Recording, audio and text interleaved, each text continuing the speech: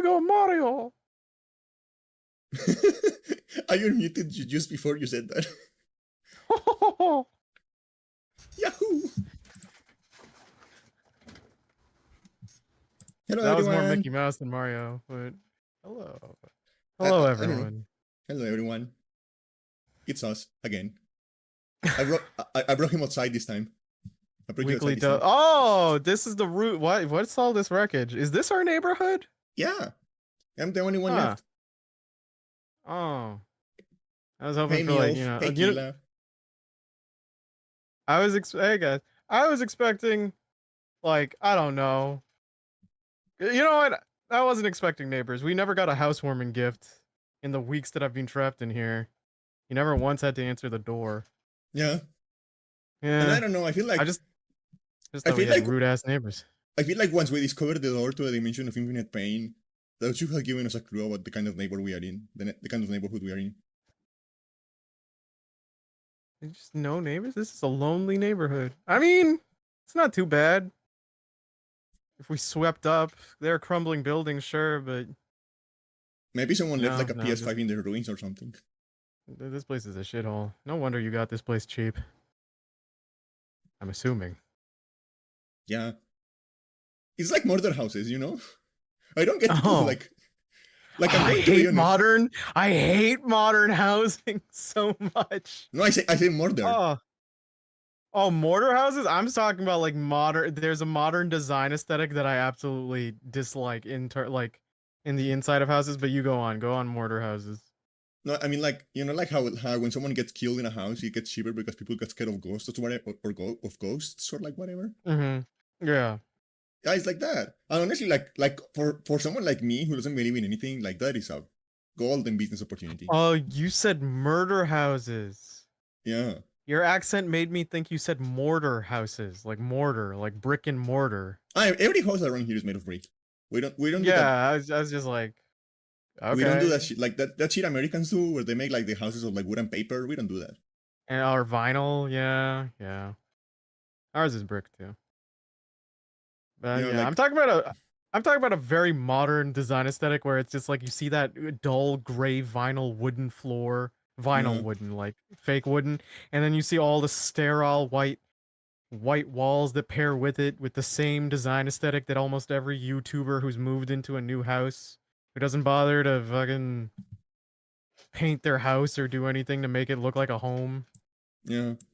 I want to live in a hobbit hole. I just want a house with a personality. I want to like paint my house. I want like nice wooden floors. And stuff like that. You can make a funny a pretty house without any windows, right? No, because then you'd be well. I mean, you could, but it wouldn't be healthy. Mold would probably grow. Dust would probably accumulate. I mean, I am fine with ventilation. My problem is sunlight. Well, no, but sunlight helps against mold and stuff too. Like, so I'm a VTuber now. My house is legally required to have mold in it. Oh my god, woman. Your doctor's not gonna put up with that shit. I'm not gonna put up with it either. You have no idea how many times there has been like a VTuber that does like a first hand cam stream. People see like a black spot on their wall. I'm sure. I know. We know what demographic it is. You're telling me the people that have ascended to anime don't open their windows and just live in squalor? Oh, like there is this one VTuber. There is this one VTuber called like her name is Scarlet Yonagumi. Okay. And there was one time that she started streaming and she was like, "Hey, I cannot find my phone. I'm going to like I'm going to like go on Discord and like write to one of my friends and ask them to like call me." So I can like yeah, Kila knows where I'm going with this. Kila knows. This is and he's like, I'm going to like go into Discord, ask one of my friends to call me on my phone to find the phone, and you start to hear like the phone like super muffled, and she's like, oh, I think I can track it, and you start hearing just like boxes and bags and cans, like the sound of like boxes and bags and cans moving, Oh, come on, dog. Like, really? moving, and she. There has been like a couple of occasions where she like falls, and it doesn't sound like she's hitting the floor. It sounds like she's hitting like a whole like layer of boxes. No, yeah, I had a friend like that. Well, he's still a friend. Um, funny enough, he's a VTuber. And before, this was during the old days when we used to Skype. You gotta introduce me to your VTuber friends. I want more VTuber friends. I'm gonna be real with you, Candy. He would absolutely eat you alive. He would destroy you as a human being. That's okay. I just want more VTuber friends. He is absolutely no nonsense. I love him though. He's gonna be at the wedding I'm going to. During the old days when they're my place isn't that bad. I clean my room. I have to because I have 3 pets. Yeah. Yeah, which means you have to lint roll a lot. Yeah, you have to like clean your like when you have those many animals, you have to clean your room at least once a week. Otherwise, you're just going to like be living in like a layer of fur and like hair. Because I also go out too, right? Because if you just leave that festering, it'll stick to your clothes. Yeah. And like when you have to lint roll your clothes off, like pet hair off of your clothes, it's a nightmare. Also, I don't want my bed to constantly smell like wet puppy. I will say, actually, my room also has a nice view because we have a nice garden. But hey, Pika. Speaking of cats. Yeah, my cat is like leaning on. Hey, Pika, stop it! Stop it! She does this when she has the zoomies. Hold on, I'm gonna. Come on. Yeah. I see you.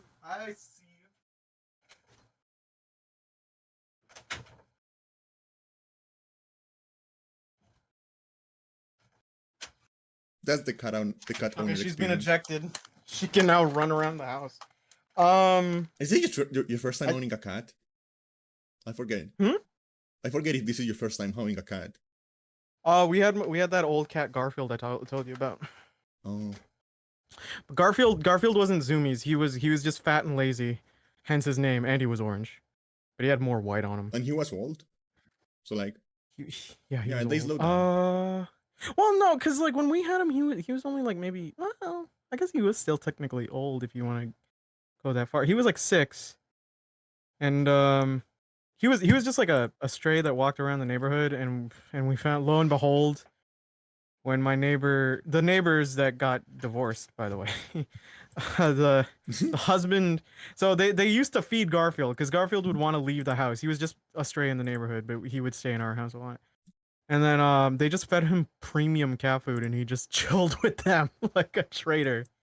At the same time, Garfield was kind of a jerk, so I was like, He used to go on my pillow, and then when I was gonna go, like, he'd do it before I slept, so I couldn't sleep with my head on my pillow. Yeah. Also, yeah, he also did other stuff, but like he wasn't fixed. And lo and behold, when the neighbor got divorced and then the husband took him away when he left, I found out like it completely passed my mind. Like a year or two later, I'm just, not a year or two later, but quite a while later, I'm just walking to the street adjacent of mine, and I see a bunch of orange kittens that look like him. I'm like, it is totally within the realm of possibility that Garfield just fucked like a lot. Just a lot of these are his. Yeah. So yeah. Oh, that rascal. That rascal. He got around. If they're all his, like there were a lot. Anyway, going from the tangent of my room. Yeah, no, I suppose the only problem is like since I have my pets, it does get dusty, so I just have to dust a lot. That's mostly it. It's also kind of a small room, but like I'm used to living in small spaces. Yeah. It's like, yeah, it is what it is. Housing market sucks. Yeah. What were we talking about beforehand? Your friend. Oh yeah, we used to Skype call, which is to say how old that friendship is, and they're not even around anymore. Yeah, and so like one of the funny things is when we would video call, because him and I were big like nerds about like figures, like Gundams and stuff like that. Yeah. And notorious drinker. Dude could drink a winery and he'd be fine. Like I've been in person, I've seen him down Steiners and he's good. Like he like he's so he shows me he goes on the video call to show me a gunpla and he's showing it and the entire back of his room is beer bottles stacked in pyramids, just like eating a lot of the wall estate and looking Yeah. like now retroactively when you're like, yeah, VTubers kind of live like this. I'm like, yeah, okay. I don't know. I feel It like was inherent. after a certain point, you can like stuff like cans, when done appropriately, they can become like decoration. Like you can like make like a wall of cans. So I have like the energy fuel tank monster cans. So Yeah. those are the ones with the twistable caps, and I just use them as water bottles now Yeah. because they're kind of nice. It's like if you're paying $6 for an energy drink, you might as well get your Yeah. money's worth. And I don't know, like I remember like because I still watch Smosh every now and then. And I Yeah, I remember they remember were you doing telling me that. Yeah. and I remembered like a couple of the one thing about like the current Smosh office is that a lot of people in there they drink a lot of LaCroix. That's pretty funny. They drink a lot of LaCroix. So like at some point they were just like they just picked a spot in the office and they were making like a wall of LaCroix. Like every time someone like finished a can of LaCroix, they would just like put like stuck it in and put like and they were making a wall of LaCroix. Was LaCroix the same? No, wait. I'm thinking about Saratoga bottled water, where it was like that pretentious like like tweet or whatever of the guy showing his life. You know the one with with the Saratoga water bottles.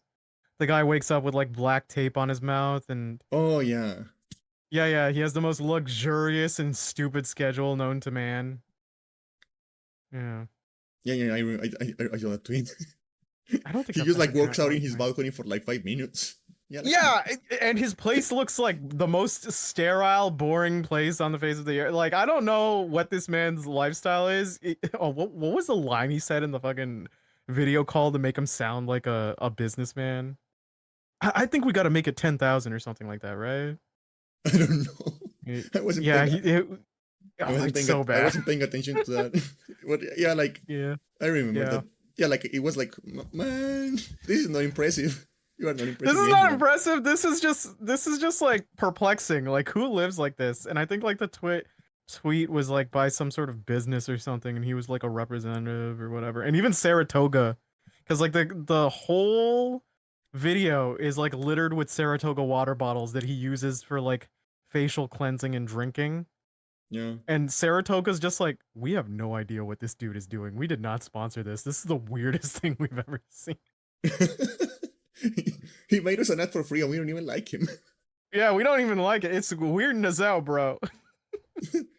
No, yeah, LaCroix is the one that like I don't know. We don't have LaCroix around here, so I never had LaCroix. Yeah, But I don't think I've had I have LaCroix heard that either. LaCroix is like fishy water that tastes like it was in like the same truck as like some fruit at some point.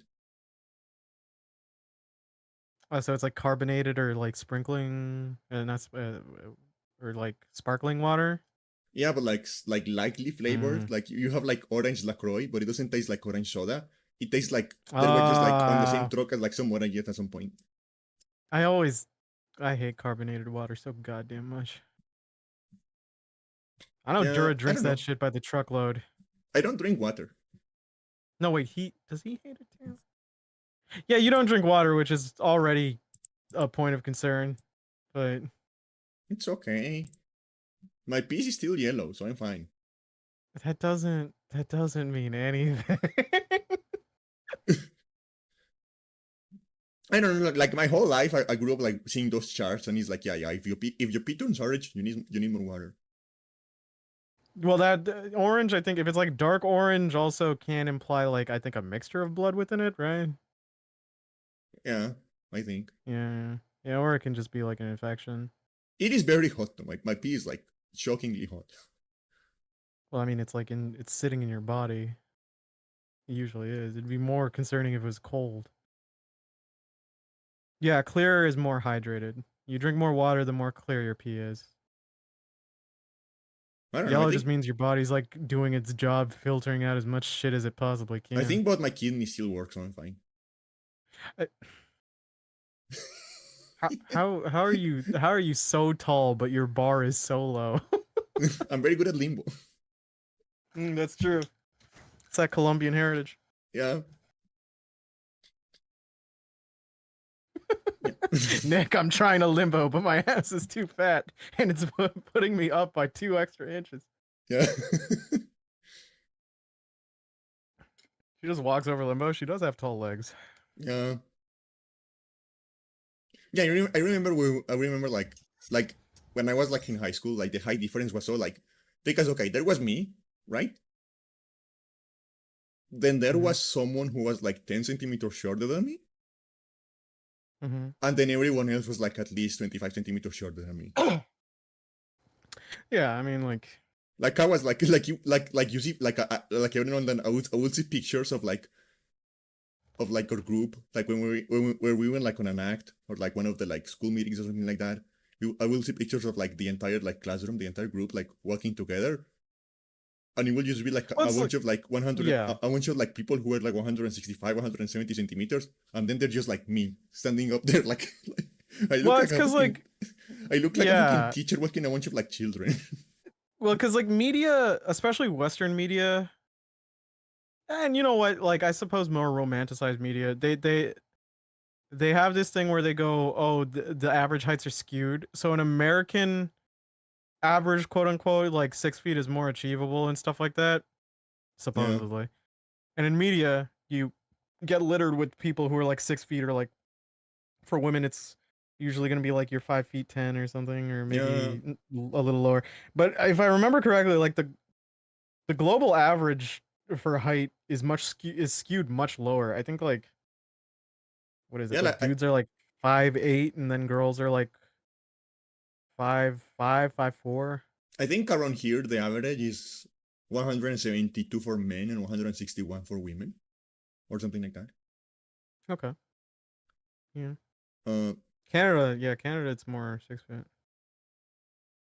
Oh, how Tom Cruise movies is just trying to make him look taller. I mean, like, yeah, it's definitely a thing a lot of guys get insecure about. Have you ever seen the picture Have you ever seen that picture of Kevin Hart's wedding? Oh yeah, I did. Where he's standing like an entire, like 2 meters, like closer to the camera than his wife, just to look like the same height. It's really sad, but yeah, a lot of dudes usually get self-conscious about height, myself included. Actually? I want to be I want to be not 5. I want to be 6 feet, not 6 feet. He's 100. Oh, but he's short. I didn't know how short he was. Oh, Kevin Hart's really short. That's like his whole gimmick. He's 160 and 65. Yeah, that's why he gets paired up with like The Rock, because The Rock is a gargantuan man. I mean, is he that tall or is he just very wide? Both. The Rock. Let me see how tall he is. Oh yeah, he's like 6 feet at least. He's the same height as me. Yeah, you're as tall as The Rock. They actually found a guy who's taller than him for one scene in that in that movie with him and Jason Statham, Hobbs and Shaw or whatever. Yeah. Anyway, look at Kevin Hart's wedding photo, because Kila asked for it. Yeah. It's so funny. Like you can very clearly see he's just standing way closer to the camera. Yeah. I don't know. I kind of listen. There's maybe it's just because of old cartoons. Like it's old cartoons or whatever. But like the short husband with the tall wife is kind of a fun gimmick. Yeah. Yeah. Like the short, stout husband and the tall like wife. It's just like, yeah, it's cute. Yeah. There's something bizarrely cute about it. Yeah. Did you see that? Oh yeah, I sent it to you. That video of what Jason, because you mentioned him, that video of like what Jason Statham was doing before he got famous. Oh yeah, the oil dancing, that weirded me out. I still didn't want to believe like that was him, but it was Have you guys seen mesmerizing. You're just that? like, Have you guys seen you're that? just looking. Yeah, you're just looking at him, and he's like, "That's Jason Statham, all right." That's so weird. I think I have to mute it, but I want to. I want to. Also, I don't know. Like that song is stuck in my head. It is bizarrely Yeah, catchy. we've It is been getting bizarrely hit catchy. with brain worms lately, Yeah. or earworms rather. Yeah. Okay. I'm going to move you to show chat. Yeah. Okay. Come on to my I lab. need caffeine. Oh no, not this again. Hello.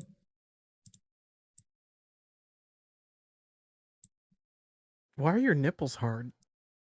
They are always hard. I'm always horny. Oh,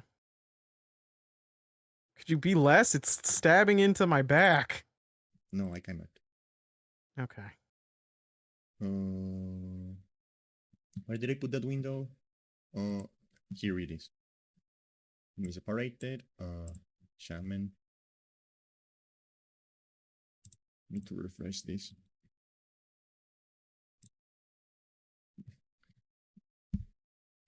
Yeah, like, have you seen that bit? In case you guys haven't seen it, like there is this video of like what Jason Statham was doing before he got famous, and it is so funny. I have it muted because it's probably copyrighted. Probably. Uh, Do you get to the timestamp for it? Or? I mean, I don't need to look. It's the highlight of the video. Everyone knows why Oh we're yeah, doing it here. is. Everyone knows why we're here. So yeah, like true. this is just Jason Statham before he got famous. So weird. Yeah, he's just in the background dancing like that, and it's butter. He's buttered up. Yeah, because like apparently like butter is like shinier and like more uniform than oil. So like it's usually butter, not oil. So, such an odd. He's not even that good at dancing. He isn't. He's just. He's just there because he's hot.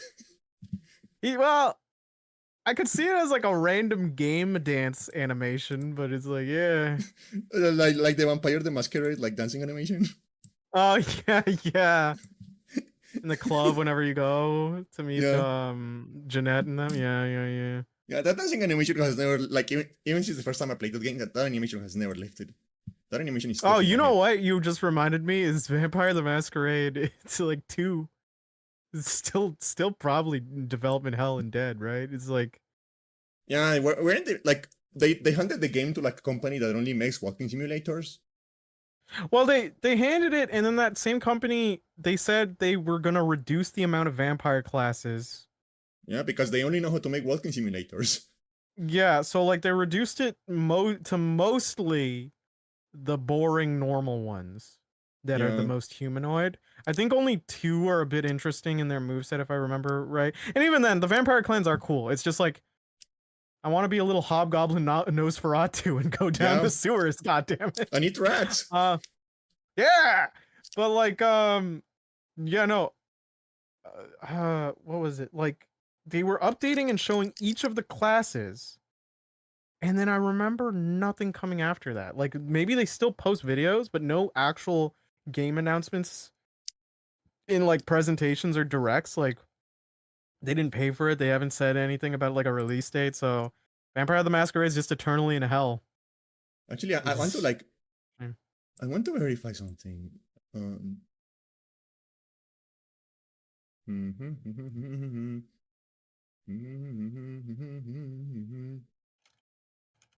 gonna look at the channel and see if they're still working on it.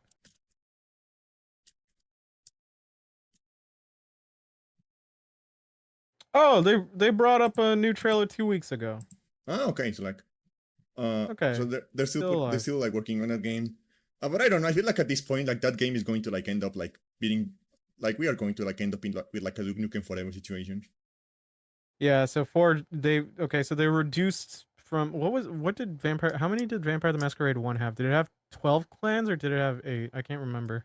Me neither. I'm bad with numbers. Because there's so many. This one only has 4 from what I remember. Yeah. So it has Bruja, Tremere, Banu Hakim, which to be fair wasn't in the last game and is overseas variant. Was the other one Toreador?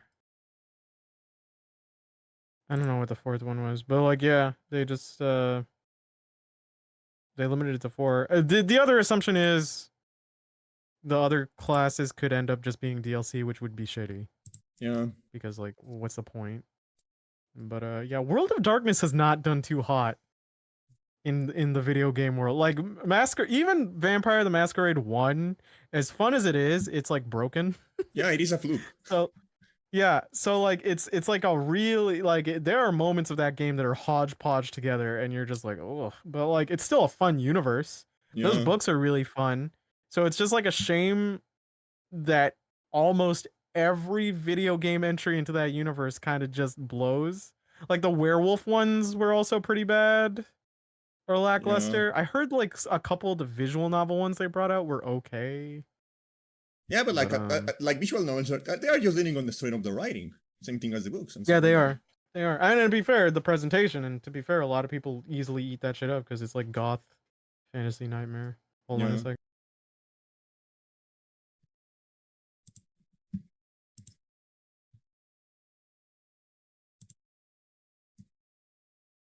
I wonder if he has to bring the cat back in. I wonder if that's what's happening.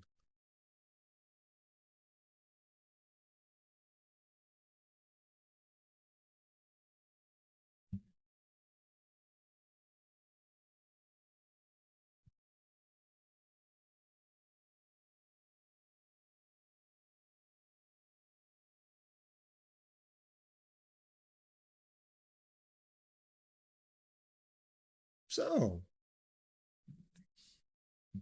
any interesting news, everyone?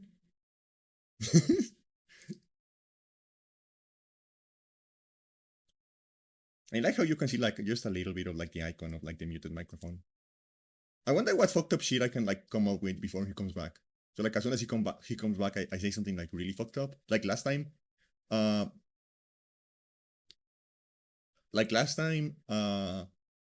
he doesn't hate you. All He right, I'm just hates back. your ideas.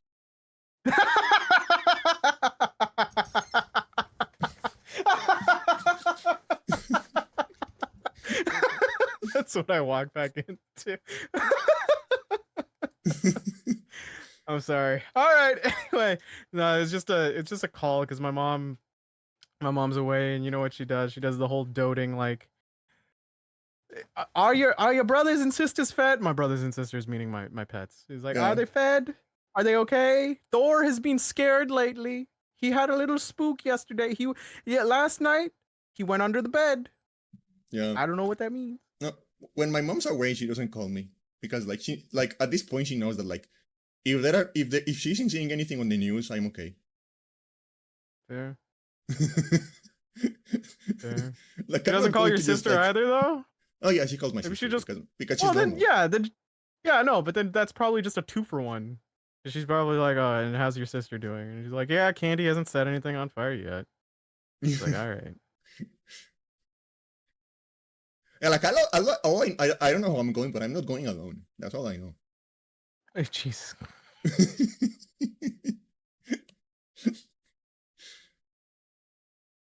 All right, fair. I can't I can't deny that. You probably would.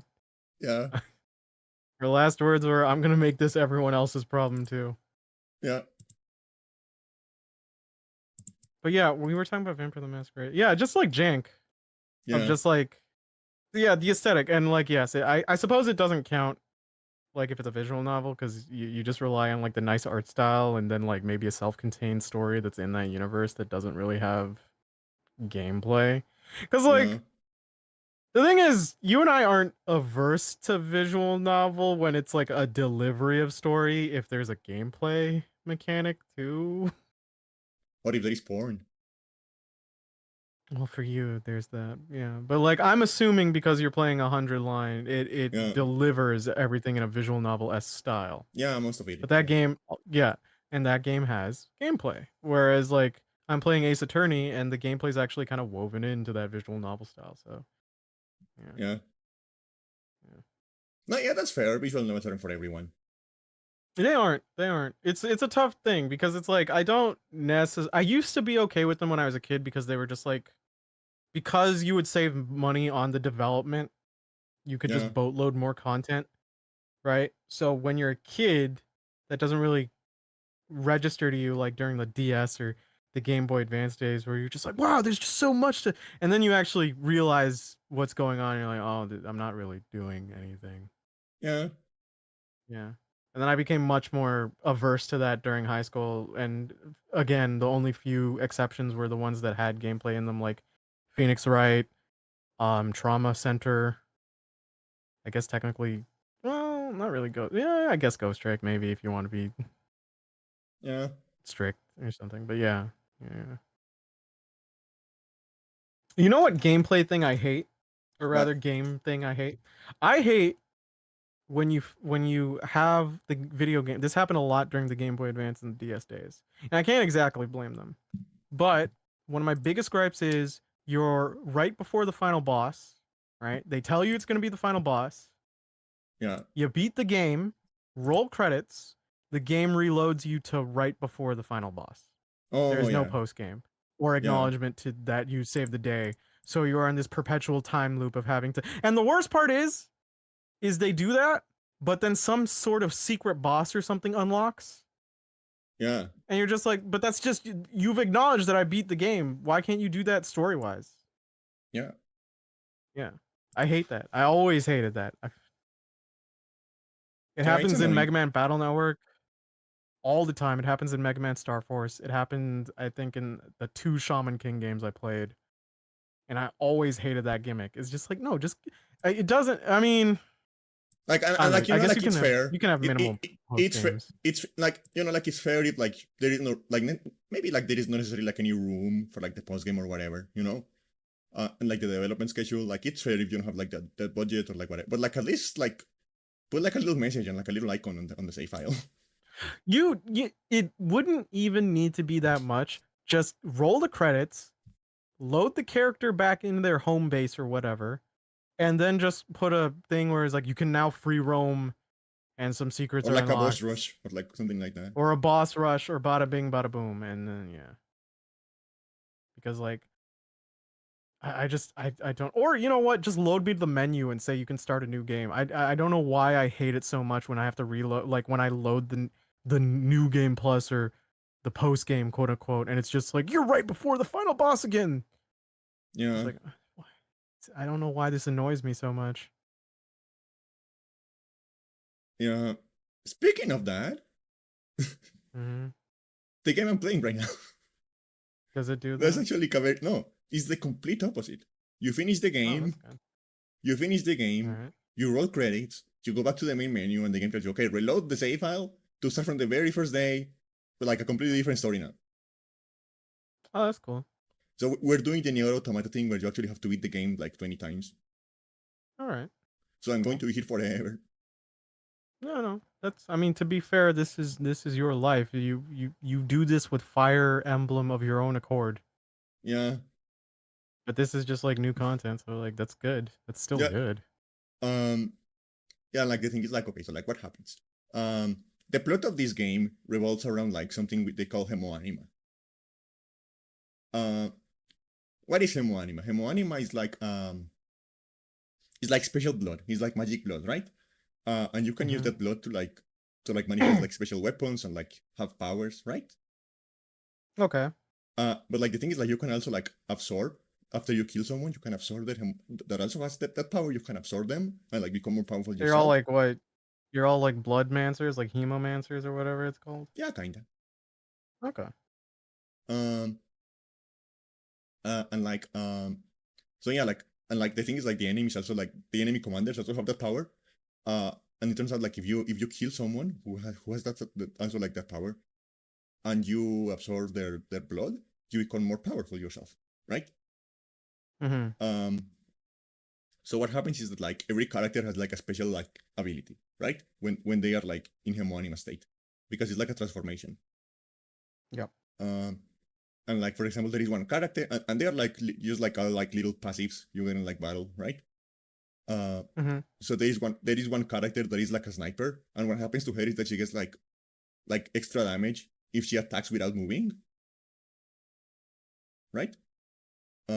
Like in a turn, if she attacks without moving, she gets extra damage. There is another character that has like gets extra damage against enemies that have like a status effect. Another one that like gets like +1 damage for every enemy they kill in a round. So you can use her for like, you know, like you kill a bunch of like small enemies to like accumulate that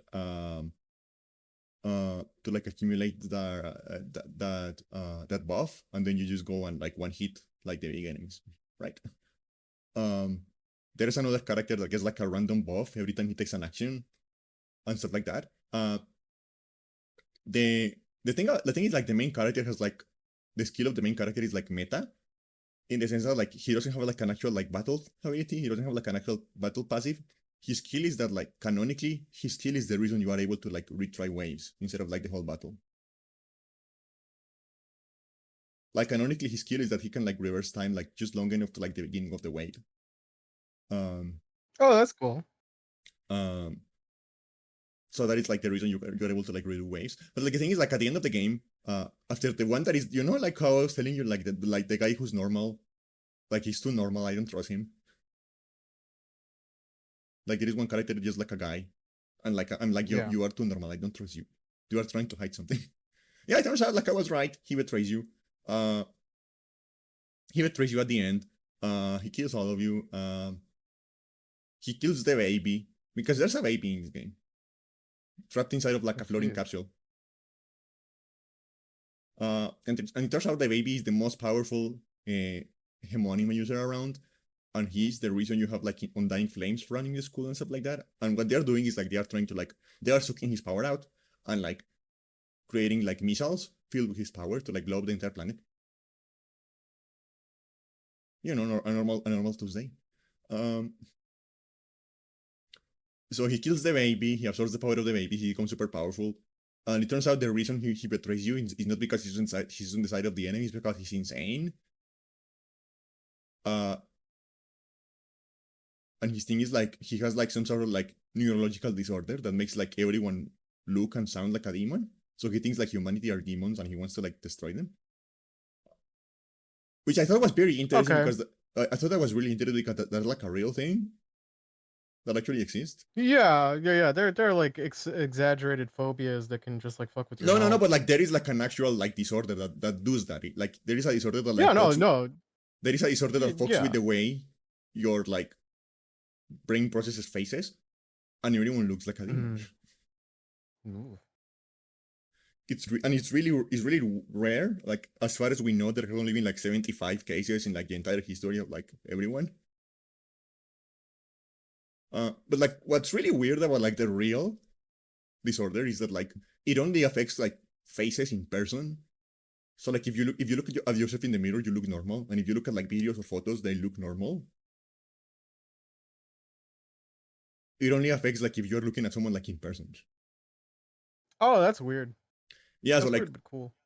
So like what they were actually able to do is like they got like someone who has that disorder, and they just got like a couple of like models, right?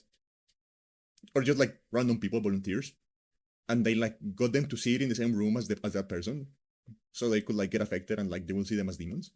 But then they handed the person photos of like those same people while they were still in the room, so they could see like the difference between like, because again like it doesn't affect photos, so like they had like a reference of what they look like without the disorder and what they look with the disorder, and they were able to like compare them, and because they were able to like compare them internally with the person who has the like disorder, they were able to like ask that person what the differences were, and they were able to like create a composite of like what it looks like, right? And they were again like they were only able to do this because like because it doesn't work, it doesn't affect photos. So we actually have images of like what it looks like. Let me find the image, and I'm going to send it to you. No, I'm going to put it on like, and it really is like demons. It really makes people look like demons. It's not an exaggeration. So yeah, look.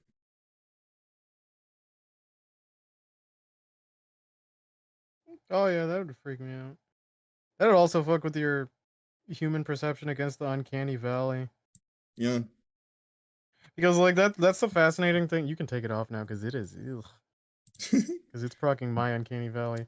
Um that's like one of the fun things to think about is like the uncanny valley putting up this feeling of anxiety naturally towards humans, suggesting the supposed like evolutionary trait that we had like some sort of beef with our distant cousins that like Neanderthals and such that looked like us but not quite. Yeah. And so just like naturally we evolved to have this thing where it's like, oh, it looks it's like that thing's uncanny valley to us. I don't like it.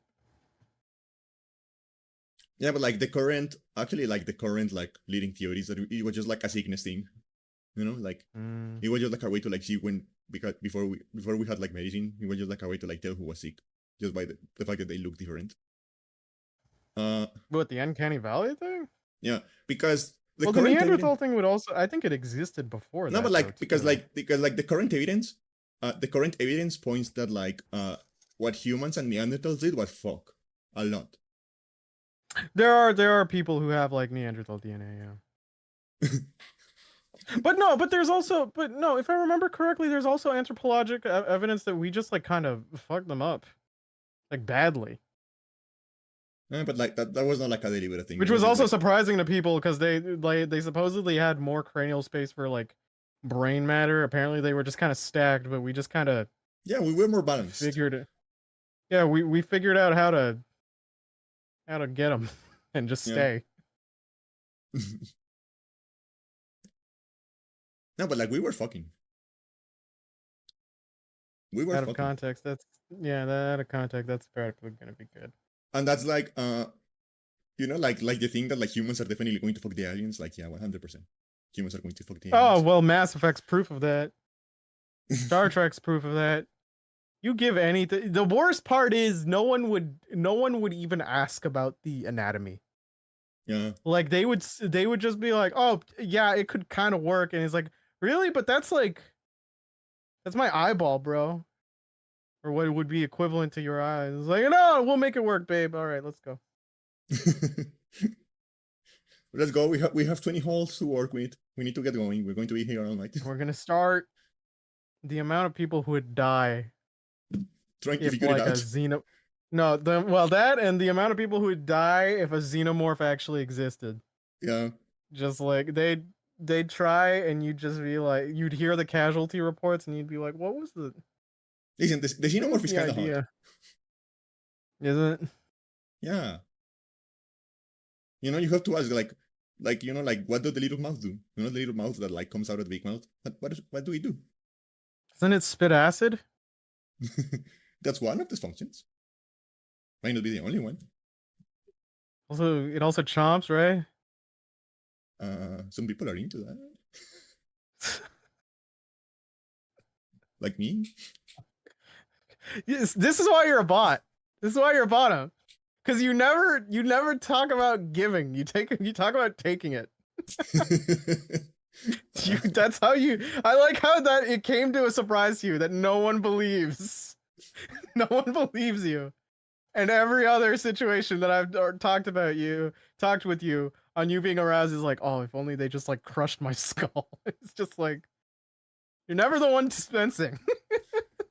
like the way I talk about like that kind of stuff is like How do you I give th- an I think alien Nick?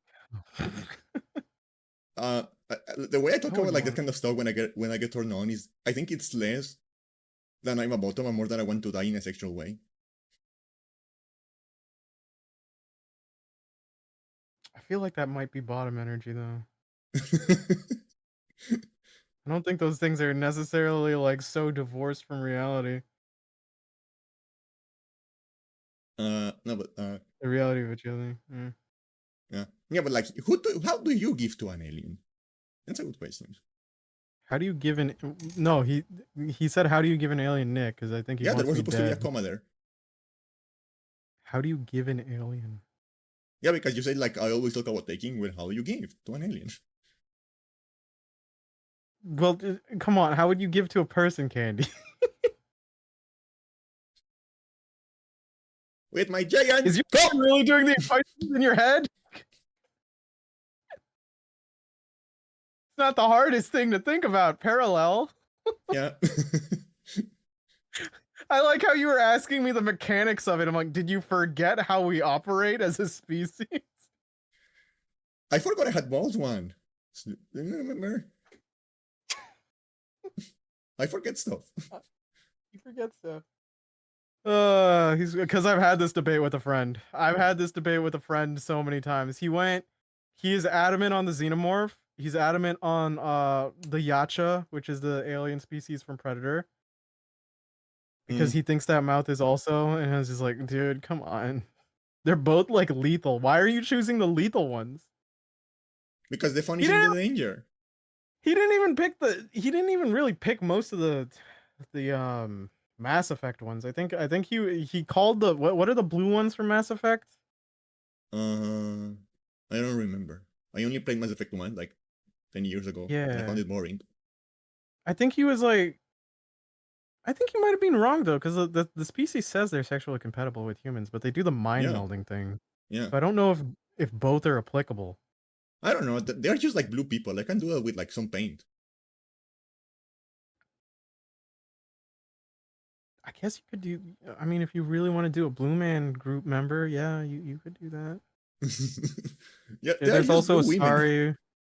There's also a sorry, but I think she has to wear the helmet, otherwise she dies. So That's that puts fine. a She real has enough damper ass. on things. True. True. I don't need to see Is the it a face. sorry? I'm going for the back. There's an ass in there. I don't need to see the face. Is it? What's her name? What's the? Is the mask name? Wait. No, Liara is the name of the character. I don't remember the name of the.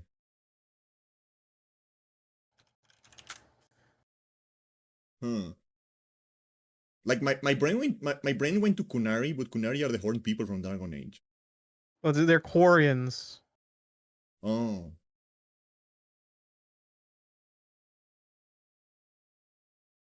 No, sorry, is the blue one. Okay, so the Quarian I'm thinking about is I forget her name, but yeah, she's the one that like. Is it Liara? Is Liara the? I thought Liara was our blue one. Liara is the blue one. Yeah, yeah. And Tali is the one Tally, with the ass. Tally is the yeah. Just I don't like know. I because don't like remember her being really funny. it's just because my brain does. It's just how I'm wired. Is like the like the logical aspect of just like, but wouldn't because I'm always curious about the scientific aspect of okay, we met aliens. That doesn't mean they synchronously evolved to the same way we did. Like they can be completely different, Just give in to passion and and that you in will figure it itself out is. in the heat I'm of the not gonna moment. figure out in the heat of the moment. Yeah, the molten rock magma alien is going to caress my cheek, and I'll be like, you know what? Gone is the wind with the thoughts of how this is to be. Yeah. You never know. Yeah. Keep an open mind, you might discover something about yourself. Yes. I guess that's. Wait, I was about to spoil a video game. Never mind. Because the whole plot twist of the video game is there are aliens. You're like, And they okay, fucking. I guess, kinda, yeah. But by the end, I'm starting to think that the plot twist of the game I'm playing right now is that we are the aliens. that'd be neat. The game I hasn't. remember someone telling me that was a plot of another series. Oh man, a lot of these I don't know if they're spoilers or not, so I haven't played the game, so I can't say. The game Yeah. hasn't like told anything about that, but like I'm getting clues that okay, so like we are actually not in the Earth, right? Mm. This is not like the Earth. The Earth. No, but yeah, okay, so like going back to like the plot of the game because we got sidetracked into like fucking aliens. Yeah, As one does. as per usual. Yeah. Uh, so yeah, he kills the baby. And the one that is normal, he kills the baby. He absorbs the baby's blood. He becomes super powerful. Then you kill him. You absorb his blood, and by extension also absorb the baby's blood because like it is like cumulative, right? It like adds up. So you become super powerful. and then your like ability to like rewind to like the beginning of the round, it like evolves to the ability to like rewind the entire 100 days.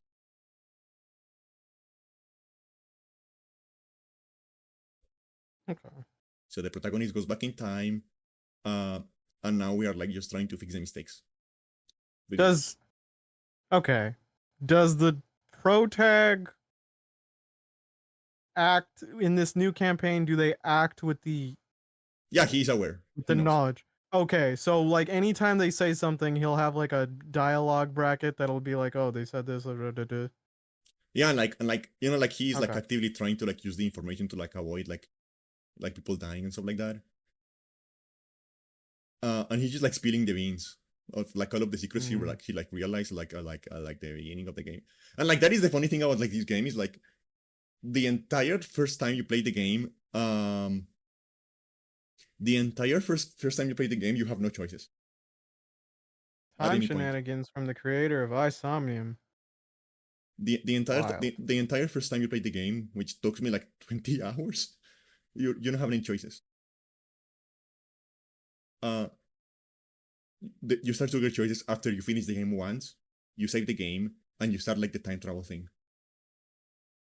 Because like the way the time travel works is like, yeah, canonically the protagonist is coming back in time, but like mechanically it is like New Game Plus over New Game Plus. That except the protagonist knows he's on New Game Plus. So now he's making choices, Making moves, making waves.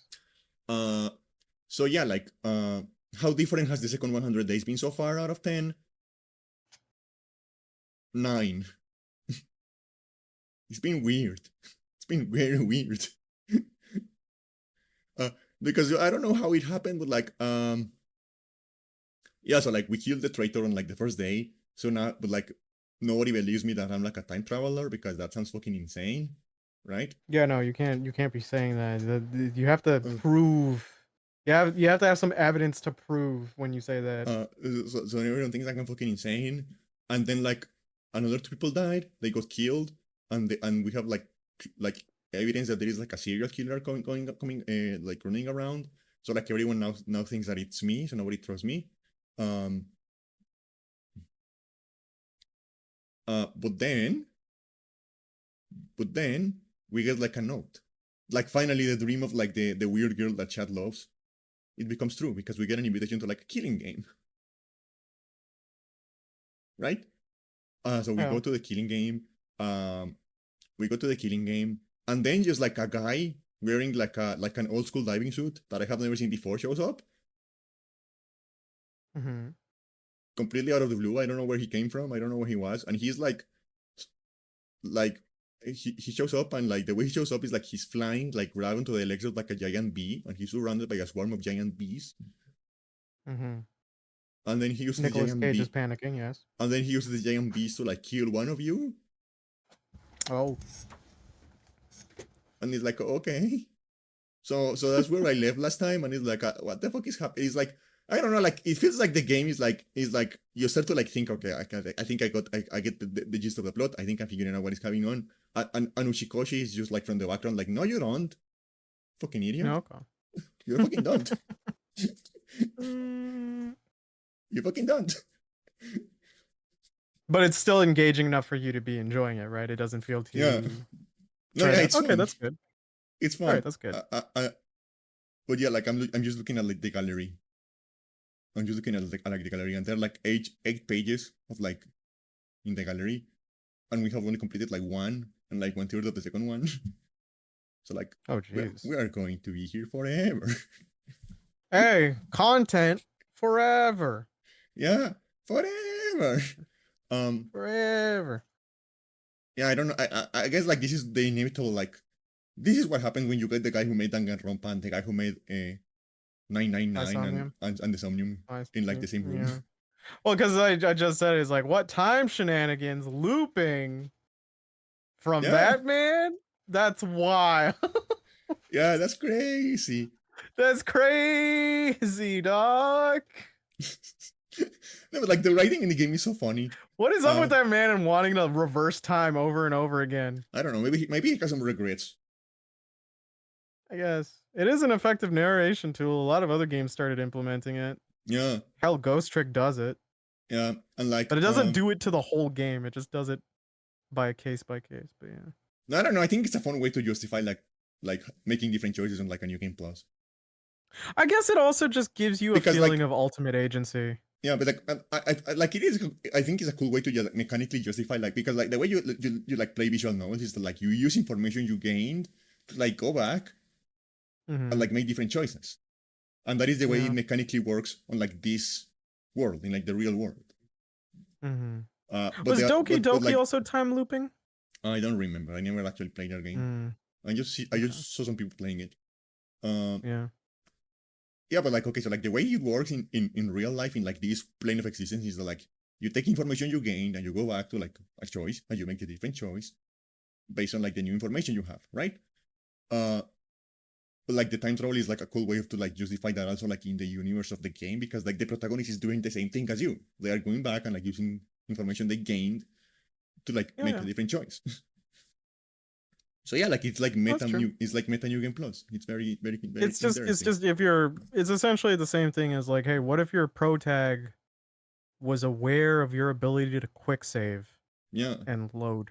And you're like, yeah, that's a pretty fun gimmick. But so far my wife is alive so far, which is good. That was my goal. Yeah, I have two goals. My goals are to keep my wife alive and to kill Ima in every timeline. Ima is the one who is like in love with his sister, and I don't like him. Yeah, I know. Because he's the one you have the most animosity towards. Yeah. No, but like the writing in this game is so funny. There is a point where like Darumi just like straight up screams, "Yeah, boy!" Flav, yeah, boy. And there is like another part where Takemaru just like literally just says instead of like losing, he says like take the L. That's pretty funny. Yeah, and it's so funny. Like I love Takemaru. I was explaining to you like the first time I talk about the game. Like Takemaru is like, he's like the biker gang guy, right? He's like the leader of a biker gang, and he looks he's the nice guy, but like he looks like a delinquent, but he has like a sticker for rules, and he doesn't hit women and stuff like that. Turns out he's also like an ally. He's an ally, but like in the funniest way possible. Because like Kiyoshika, she's the girl who like grew up alone and like learned everything she knows from like manga and focuses and also like is fucking her sword. Yeah. And at some point you just found like a bunch of like silly stickers. Did you have that like around there when they were growing up? Like the notebooks you would buy for like school, they had like a page of like stupid stickers. Some did, yes. Okay. But not in school. We would get them like in a store or something. But yeah. Yeah, so like she found like a bunch of like those like silly stickers, and she like went to Takemaru and started putting stickers on his jacket. That's cute. You don't fuck with like a biker gang's leader jacket. Like yeah, no, it's sacred. That's his biker jacket. biker gang Japanese Busozoku delinquent, yeah. And also, their like long coats are like their life. And also that's like the only thing he wears. He doesn't have a shirt. Well, I mean, none of them really. They all rotate the same outfit, don't they? Yeah. Yeah. Okay. And like he just like gets super angry, but he doesn't hit women, right? He doesn't. So he looks at Kiyoshika and goes, "If we get out of here and you transition, you have to call me so I can beat your fucking ass." That's cute. That's cute. No, I respect this energy. He's an ally. Yeah, I respect this energy. #ally. #ally to allow for the violence. Yeah. If you transition, you have to call me so I can beat you up. Literally, he says that. Yeah. Like word for word. That's pretty fun. So yeah, so now we are just like surrounded by bees. And that is where I had to stop last night because it was late. But now we're just like surrounded by bees, and like I don't know where the fuck did he come from. We're like I thought we were going to like solve the like mystery of like the floating moon that is actually a Death Star or something like that. I thought you were about to say the mystery of the floating moon, and I was about to give you this look as I look out the window to look at the moon. Yeah, like Just crazy. like, Can you imagine that? A yeah. giant piece of rock floating around the planet? I How do you just explain that? squint. You yell, the moon is floating. Fucking me up. No, the mystery is that the moon is that when you look closely, the moon is actually like a space base, No, that's cool. and apparently like all of humanity is there. I mean, to be fair. Oh wait, isn't that just like? I'm not. Too many spoilers that I have to be wary of. God damn it. If you're talking about There's- Nier Automata, yes, I already spoiled that. Oh yeah, that and also just like, I think what was it, FF12 or 14, one of the MMOs where the moon just turns out to be Bahamut. Oh yeah, but like that is like Then that's the most metal thing I've ever heard. that is like the plot of Final Fantasy 14 before they rebooted it. Yeah. Because It's you know, just like like Final Fantasy 14 Yeah. bombed, and then they just like got like Yoshi P in, and he like redid the entire game and relaunched it. Yeah. But like it's not like a Cyberpunk situation where like they just patch it until it's good. It's like they actually just like it's an entirely different game with like an entirely different plot, an entirely different gameplay system, a different engine. You just have the different name. You just have like the same name. But like the cool Yeah. thing is like is like the canonically there is like a reason for like the reboot happening. Like the world ended. When the servers for the original Final Fantasy 14 like went down, the world ended. And the way it ended is that the moon, who was actually Bahamut, just came down and killed everyone. So metal. And So cool. Yeah. So now we Like, hey, the moon's a dormant dragon. It's like, okay. Yeah, so now the plot of like the new Final Fantasy 14 is like starting from that point on. It's like after that. Yeah. Which is That's like why two of our friends in Euro server are addicted to it. Like can you imagine if like okay, Cyberpunk 2077 comes out and it's like a mess. And instead of like fixing it, instead of like patching it until it's fixed, they like release an entirely different game on the same name that takes place after the events of Cyberpunk 2077.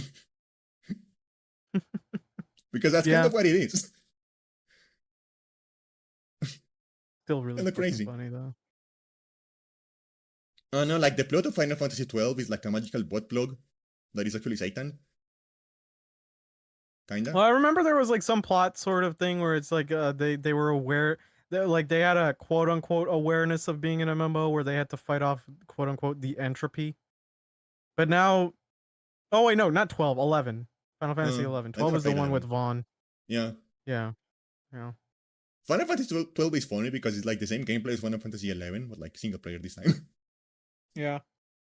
And I'm going to say it's probably my favorite one. I really like Final Fantasy 12. Final Fantasy 11 is funny because they created a boss that was made to be like nearly impossible, and that's the stupidest thing you could be doing is challenging MMO players or RPG players, people who dedicate their lives to min-maxing. Yeah. So like they found a way to beat it, and then the devs got piss baby mad and then patched it to, and then like I think rolled out a punishment if you did that kind of rotation that they were doing. And they kept on doing it until like you could beat the boss normally, in which case there was no point in doing it anymore. It's like such a bitch move. Yeah. Yeah. Little piss babies. Little piss babies. I have the video for it that like that linked it. It's much more detailed and just shows how petty they are. Where it's like when your community is like, to be fair, like the way they did it, it still took that RPG, like those RPG guilds, or like I don't know, it still took them like hours upon hours to finish it. Yeah. That boss. No, like that's but kind it's just of like they were upset. And like it's weird to me that they were upset because like the giant like almost impossible boss that you have to like spend like all of your energy trying to kill is like kind of like a Final Fantasy thing, you know? Yeah.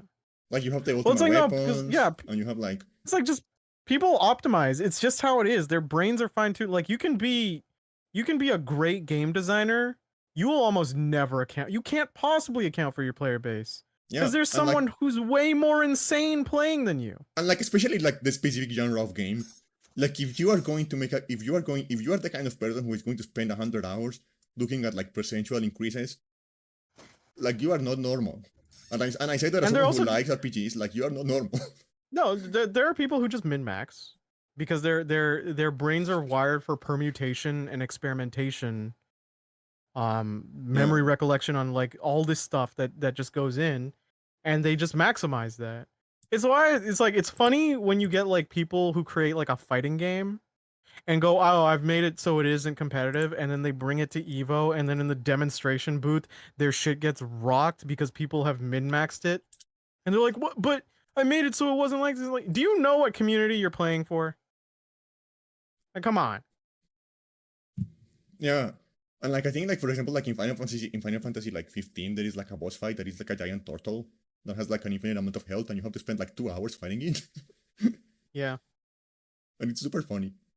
And like they didn't want to like render a corpse that size. So like when you kill it, it just like kind of like creates a black hole and like disappears. Because they didn't want to render a ragdoll that big. Okay. So yeah, the boss was in Final Fantasy 11. How it went was it was a completely unfair boss. They made a very low drop rate. They would buff it multiple times mid battle. They would nerf tactics used against it. So when people actually found out how to fight the thing and optimize it, they nerfed all the applicable methods and would threaten to ban people who would find ways to cheese the fight. Yeah. And is like biggest piss baby move. You are equivalent to like a D&D DM who's like, but no, I want my story to be a railroad. You guys can't keep doing stuff. I'm trying to tell my story. Yeah, like I have talked about this before. I watch a lot of GDC talks because I find them very interesting. Yeah. Um, and there is like a GDC talk about like I don't remember exactly what they did, but like between XCOM 1 and XCOM 2, like the rebooted ones, not the originals, but like the rebooted ones, they made a change to the way like the turns work to like try to like punish people from like playing too cautiously, right? What, Uh, XCOM 2 or XCOM 1? between XCOM 1 and XCOM 2, they made a change to that, I think. Because I played Um, XCOM 2, yeah. So I haven't played Enemy Unknown, but yeah. uh, and like the idea is like they were watching people like playing XCOM 1 and they were like, you are playing the game wrong, you are optimizing the fun out of the game, right? That's just how. Yeah, You are exactly. optimizing the fun out of the game. So they made this change and they released the game like with this change and everyone fucking hates it. uh Yeah. and like what they realized, like the learning experience they realized from doing that is like people are not optimizing the fun out of the game, The fun's in they the are making optimizing. fun out of optimizing. Yeah, Yeah, like the because you optimizing is the fun. need when you're making a game, you need to understand your audience. It sounds like such an obvious thing, but it's so like it's I wouldn't say common, but it happens enough where clearly like game devs like this look at it, it's like, no, you're playing it wrong. It's like, no, they're not, because you put out the game, and if this has become an efficient method to which they're enjoying, then no. Like who what do they care?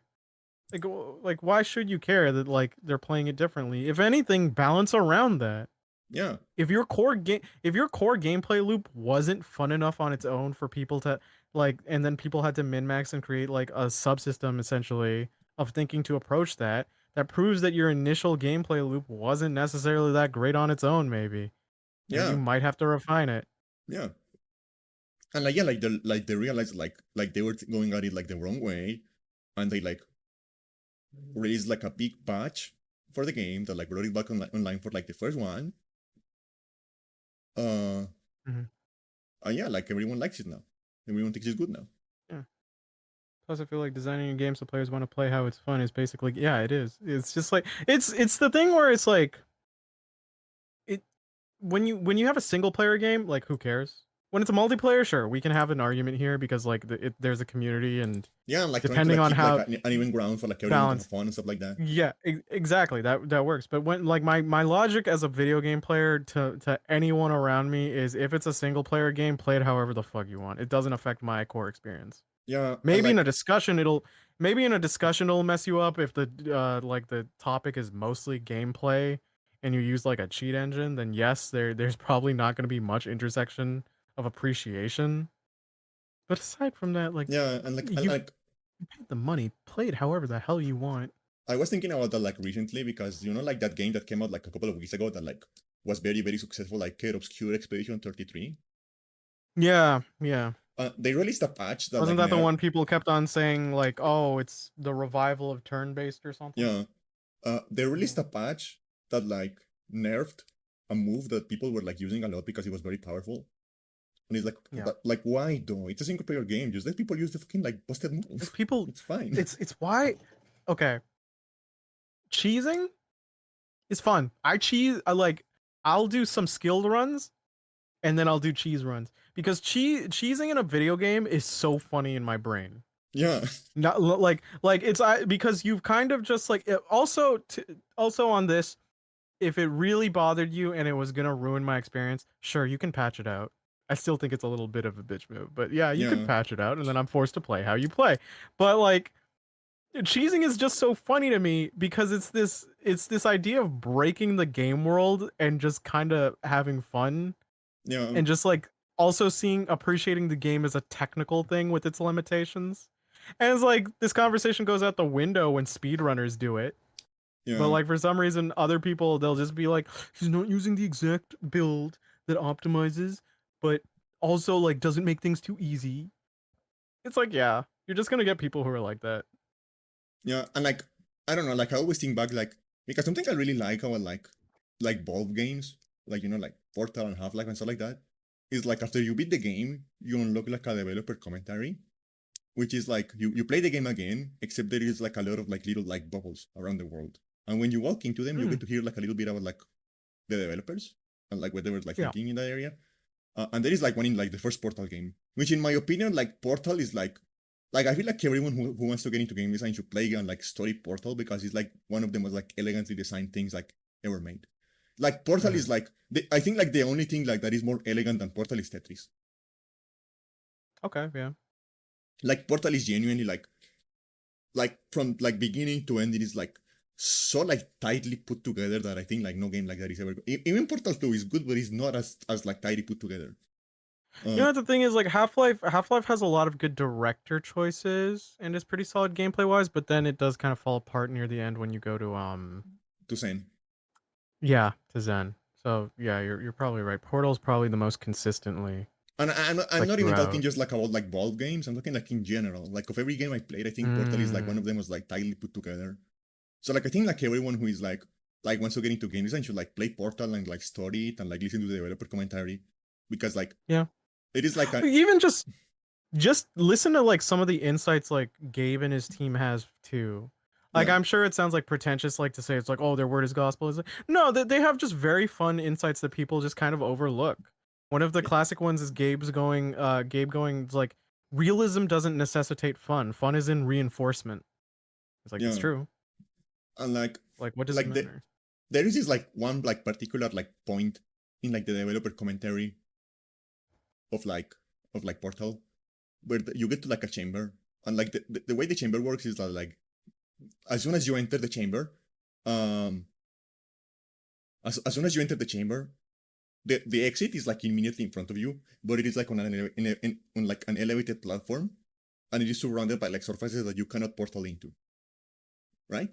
So you cannot just like Hmm. portal into like the so that the way the chamber works is that you have to like take a detour, like go around, complete a couple of puzzles to like hit a switch, and that lowers the like an elevator that takes you to the door, right? Yeah. Um, Except some people realize because like Portal has like preservation of momentum. So like if you go into a portal like moving fast, you are going to like get you out of the next portal like on a different direction but the same velocity, right? Um, Hmm. and there are actually some puzzles that are designed to like be solved like that. You have to like put a portal in like a hole, and another one in like a slope, and like jump into the hole to like come out of the slope like fast and stuff like that, right? Um, uh, like some people realized that when they were play testing the game, that like if you place a portal in like the correct position near the beginning of the chamber and you jump into it, you can actually just like skip all of the puzzles of the chamber and like just like use the momentum to like jump directly into like the door to the exit and just leave the portal Hmm. in like a tenth of the time. Just leave the room in like a tenth of the time. Uh, and the developers originally wanted to like rework the level design to like change it to like remove that strategy. Uh, but like they were thinking about it, and they were like this is like in its own way, it's still fun, and it has like thinking in this way, it has its own like kind of like skill, right? It is its own like kind of skill. Like figuring out you can do this with the game is like it's a skill on its own right, and it is like a fun in its own right. So like, let's just leave it like that, and they left it like that, and the game cheat like that, and that trick is still there, because they realized like like that is like its own kind of fun, its own kind of like of skill, because I think like that's another thing like people underestimate when it comes to like cheating and like stuff like that, is that like it takes a certain kind of like skill to like find that stuff and like learn how to like use that stuff. It does. There's just a, I don't want to say like, I don't want to blame it entirely on cinematic experiences. I'd say like, I'd say just like this feeling with a lot of games in which they curate the experience to wanting to have like a set idea on how to do it, but some of the fun in gaming is just the experimentation on the behalf of the player. Yeah. It's like that's just kind of it. You get this feeling of being clever on your own rather than like end of the day, there is a being reason on a railroad. End of the day, there is a reason Minecraft is like one of the most played games like even to this day. Yeah. And it's because people just want to like figure stuff out. They just want to experiment. Yeah. Like that. Yeah. Like that's natural to humans. Hence the term sandbox and stuff like that is just like, yeah, it's so it's tough. It's like, even if your game is like linear, even if it's like story driven, if there's a gameplay loop that's actually fun and then people can like tweak it to be more fun, they'll probably do it. Yeah. And if you're a developer and then you somehow get offended by that, it's like, why though? All you've proven is that you've made like the building blocks for something even more fun. So just elaborate on that. There are people, there was even like, it doesn't even necessarily have to be like just the experimentation, like it can even just be like mod stuff to just like really change and add add a new identity to the game, like Just Cause, for instance, with the grappling hook. Yeah. I think now and then, like, yeah, what was it? Just Cause 2 mod, or was it? Yeah, it was a mod for the. And then I actually don't remember. I can't remember if it's for the first game or second game. But yeah, its like, grappling hook was. Yeah, but like. Yeah. It's like now the grappling hook is just like a part of that game's identity. And like there are so many stories of like game development of games that come out of like developers finding the fun in places where they were not expecting to find fun. Yeah. Like like the first GTA game was going to be like a racing game. Like straight up just like a racing game with like cops, like Need for Speed style. Yeah. But then they started like playing around with like just like running around the levels without like any objective. And they figured out that was more fun, so they started leaning into that, and that is like why GTA become what it is. Yeah, I mean, like, yeah, it's tough because like with that idea, like they started something with a strict idea, and then they just added a what if. I suppose it's harder to find like something that you somehow unintentionally made and then went, oh, we can build into that. Yeah, and like, like The Sims. Originally, The Sims was supposed to be like an architectural simulator, right? Like the core of The Sims was going to be like the building, and like you were going to get like missions. You were going to get like missions, and you were like tasked with like building houses that will get like a certain rating or like fulfill certain like specifications, so like that. And then when you finish building the house, you get like a little like AI people who come in and rate the house, right? And they leave. And if you like got the correct rating, you just like move on. And you start building another house. It was going to be just like that, right? Just like a house flipper kind of game. But then Will Wright, the designer, realized that watching the little AI just run around was more fun. So he leaned into that, and that is why The Sims is The Sims. And like there are so many stories like like the first the original Elder Scrolls game was going to be like very straightforward like combat simulator. And you were it was going to be like you were a gladiator, and you had like it was like a ladder kind of stuff, like an arcade ladder kind of deal. Yeah. But they started like adding like little like side quests and stuff like to do outside of the fights. And as they did that, they started like injecting elements of their of like the Office D&D campaign uh, into like that into like that world building, and they started to realize that like just like fucking around in like this world was more fun than the combat. So they pivoted the game to like make it like an open world like fucking around kind of game. Like there are so many stories like that. Just like Yeah. just Also, let the Killa game mentioned find like itself. Just let like hiring people who mod. Yeah. just let the game find itself. Yeah. Like it's good to have an They're also a idea. funny story. It's good to Yeah. have an idea. They're Like also you need an idea. You need yeah. like what you are trying. What are you trying to achieve? What like the experience you want to create? And sometimes that idea just carry you to the end. Sometimes that idea works, and that's great. Yeah. But sometimes you discover something Sometimes more you fun along the deviate. way. And Yeah. if you do, just like lean into that. Lean into it. Don't like tunnel vision and block a potentially good like path. Like I mean Capcom even kind of did that with like RE4 going into like Okami and then Devil May Cry and such and so, right? So Yeah, like there's like 3 games that God came out Hand of like was God Hand the third one? no, I think it was God Beautiful. Hand, Devil May God Hand Cry, and Hunting Ground. Okami. Hunting Ground. I swear Okami was built off like some sort of RE or existing engine framework. But okay. Yeah, all right.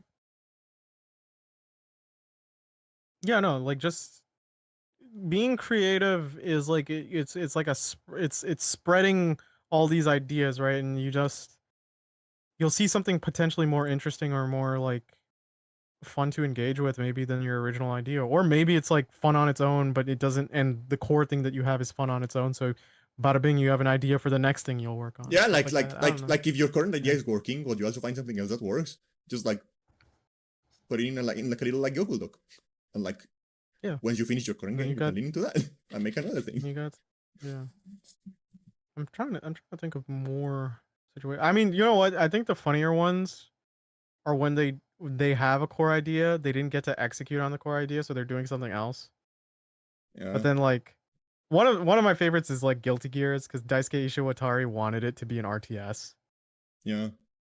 And And he tried, then and it didn't work. it was, yeah, everyone was like he started off with fighting games, and then Guilty Gear got like finally 2 RTS games, and they sucked.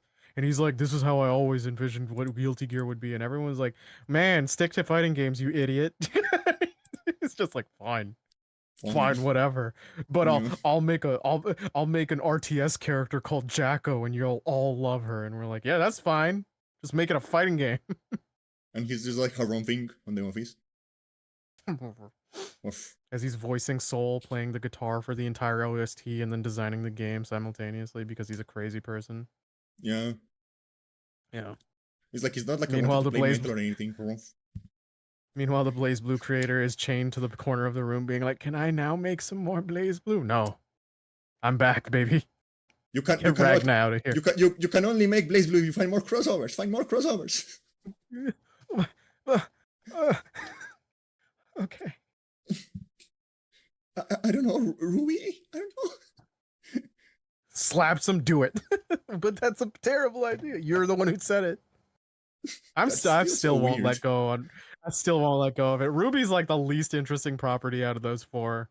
Yeah, and like Like, he's the only. no offense to Ruby fans, but like, you know, you're anime No, fans probably, I don't but think like, I don't think they care. I think like I think a lot of I know a couple Ruby fans are like, yeah, it's slop.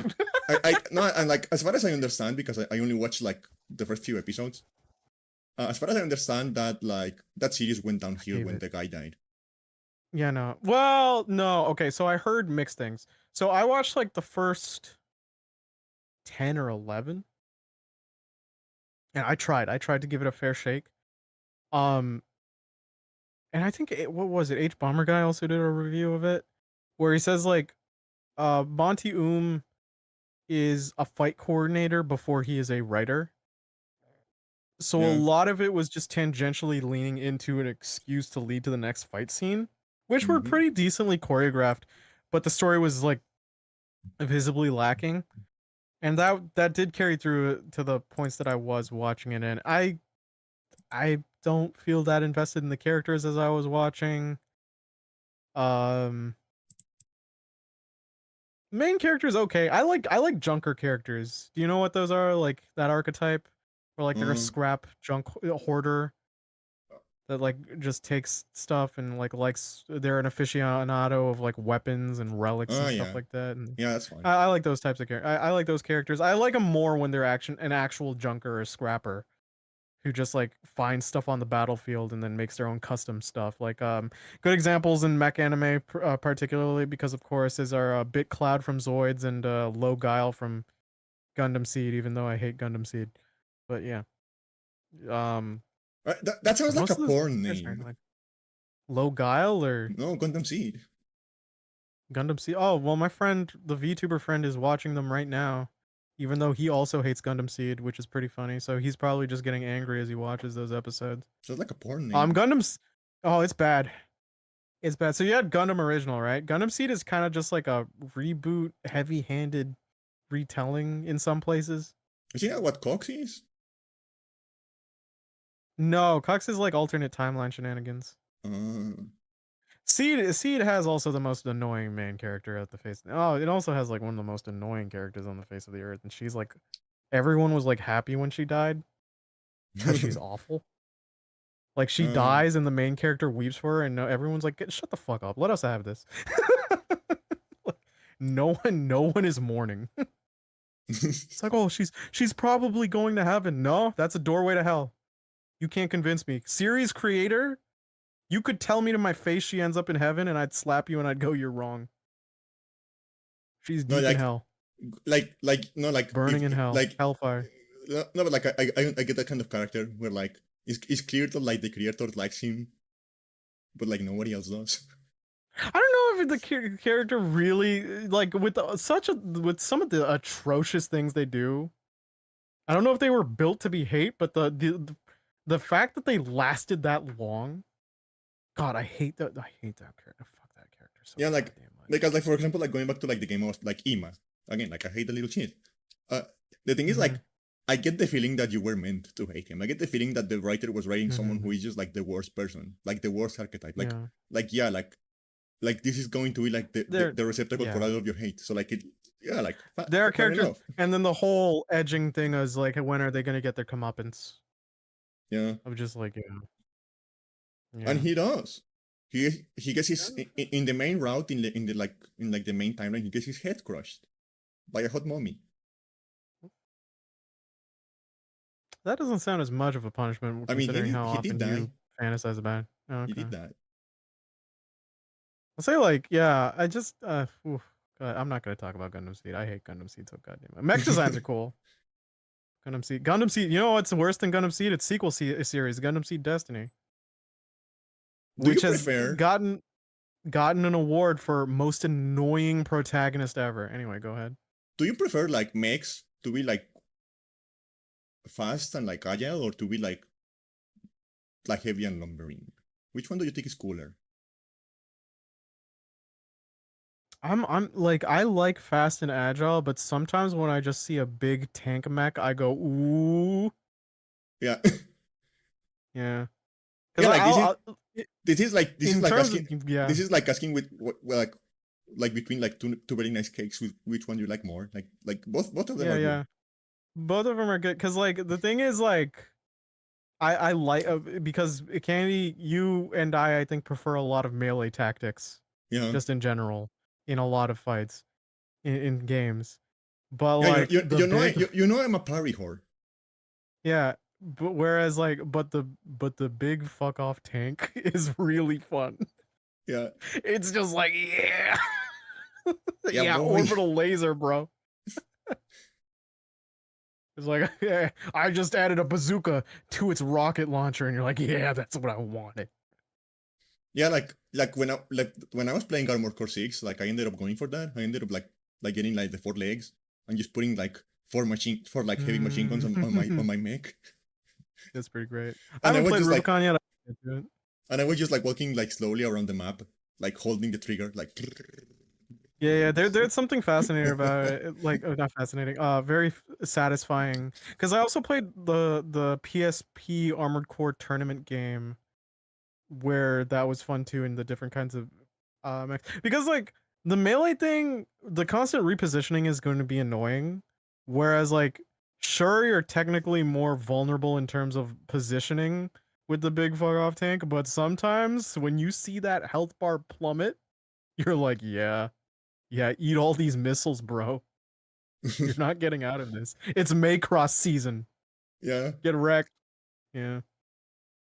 Yeah. Uh, I thought you were gonna ask me what was my favorite mech anime, and I'd be like, oh, tough.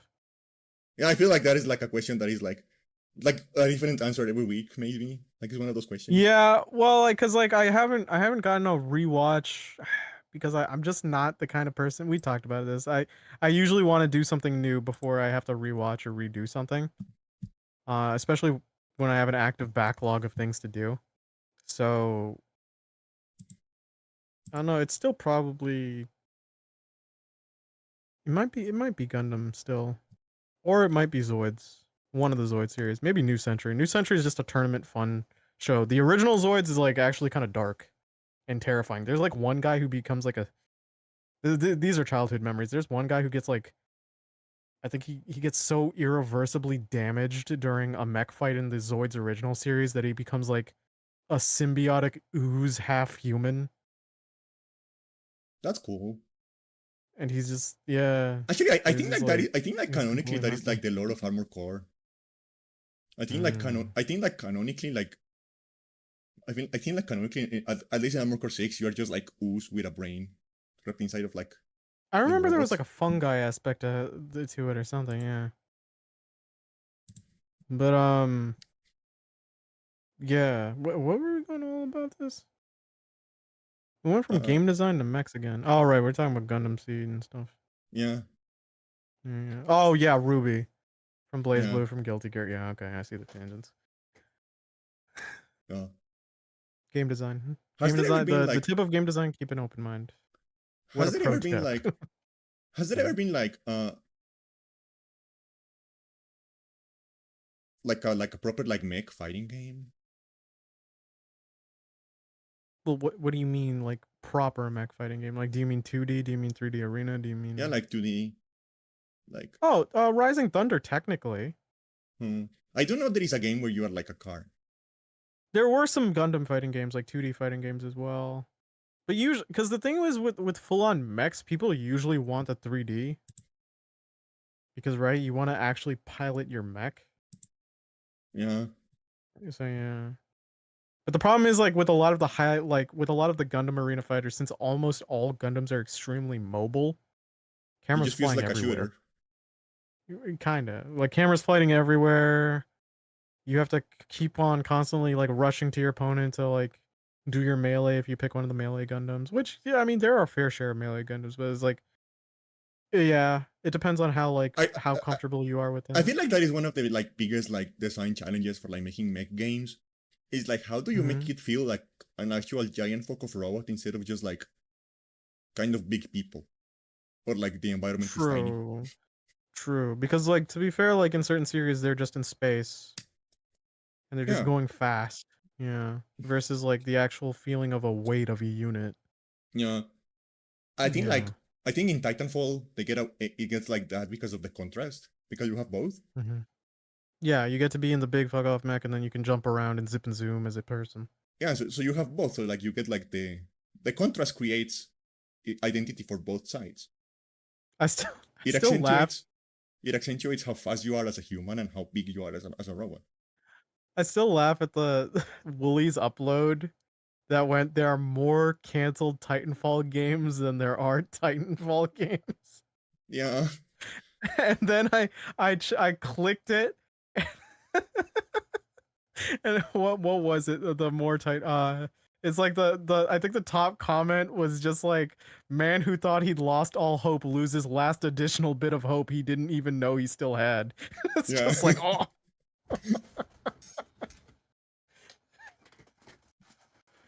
yeah. It's like man, I'm dead. How are you kidding me more? Why do you keep stabbing me? I'm already dead, but how do I keep feeling it? Yeah. Oh yeah. Oh, it's funny.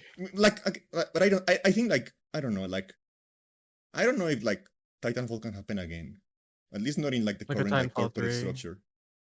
Mm. No, I mean like Well, I that mean, like quality. isn't that team also just chained to Apex Legends or something? Yeah, pretty much. Yeah. And even then, it's chained to Apex Legends. I hear no one talk about Apex Legends. Yeah, and I don't I know. hear people talk about Rainbow Six Siege before I hear people talk about Apex Legends. Yeah, there's a guy in a server I'm on that talks about a lot about Rainbow Six Siege. Actually, I think he's Yeah, doing it right now. Can you check yeah. You Killa? always know Hey the. Killa, can you do me a favor? Is Clock talking about Rainbow Six right now?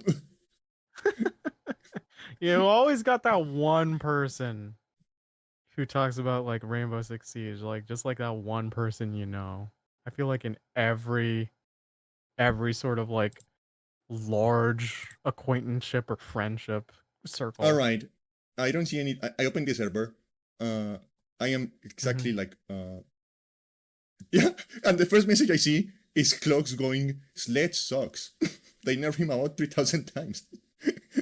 Okay. So yeah, Okay. he's talking about Siege right now. See, I told you. Now, how many people do we know who play Apex? I don't know Uh, anyone.